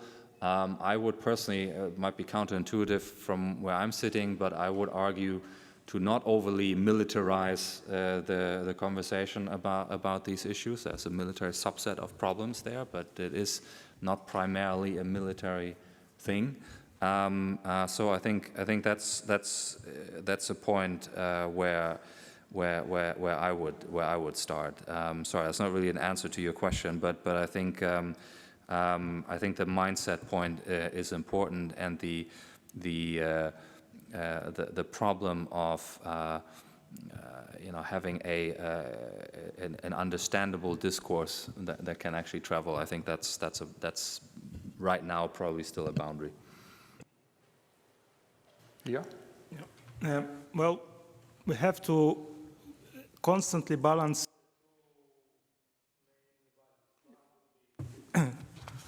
One would be liberties, and the other security or cybersecurity. Now, ideally, this has to be done through political discourse, elevated through parties or whatever similar to parties to the parliament, and then the decision must be made. I love it. My academic background is political science and international relations. On the other hand, going back to what Chris Demchak talked about, the Chinese model, the Western levels, on average, the levels of trust in politicians have been eroded by our own, perhaps, media and so on, or by bad performance to a very low level. So that's a problem. People already express in political behavior their dissatisfaction with the performance of the democratic system. So we have to take this into account. On the one hand, we would like things to work. On the other hand, it's not given that people would trust that this thing will work. So we have to prepare some sort of alternatives. For example, have abilities to operate without waiting for a major legislation to go through, which can take forever in cycles, or in Israel, for example, or in Italy, where political coalitions change all the time and all the time on the election cycle. That's a problem. These things that you need to plan and prepare and have a systematic situation where can you, let's say every 2 months, have a defense committee discussion on these issues. The ideal outcome, it's unlikely to happen though. Thank you. Ole Felix? Yeah, like Bastian said, I think the covert nature of this makes it kind of hard to communicate, and it's dangerous to make this into a pure military exercise. This has greater impact on the civilian side of society than it has on the military side. It's hitting the civilian side, and it's hard to get to be able to communicate the vast possible impact. It is stated it might be an Article 5 situation. It might be. It's kind of hard to show what that actually is. But when it comes to intellectual assets, it's easier to see what impact it has when something is stolen through an attack on a private company. When you see the very same oddly looking ship, identical to your own, coming out of a port far, far away. So that is easier to communicate that side of the problems. So openness is, of course, the main issue. The companies that experience some sort of cyber attacks should be open about the implications and about the downside of the attacks. And that way it's easier to communicate the whole complex, I think. Thank you so much, and thank you so much to all three of you for a fantastic panel. I look very much forward to continuing the discussion over drinks. I think it's safe to say that we today have been through a wide set of presentations and discussions that show that this is a fundamental national security problem, but that has wide repercussions for other parts of our policies. It has repercussions for public-private relations. It has repercussions for the involvement of Parliament. It has repercussions for funding and for issues of how and whether to do strategy about this. I think we will continue the discussion. We're not done by today. This was only the beginning. But thank you so much for coming, and please do join us outside for a drink and keep talking also to our presenters. But before we do that, please help me give a hand to Ole Felix Dahl, Leo Tebansky, and Bastian Gigerik.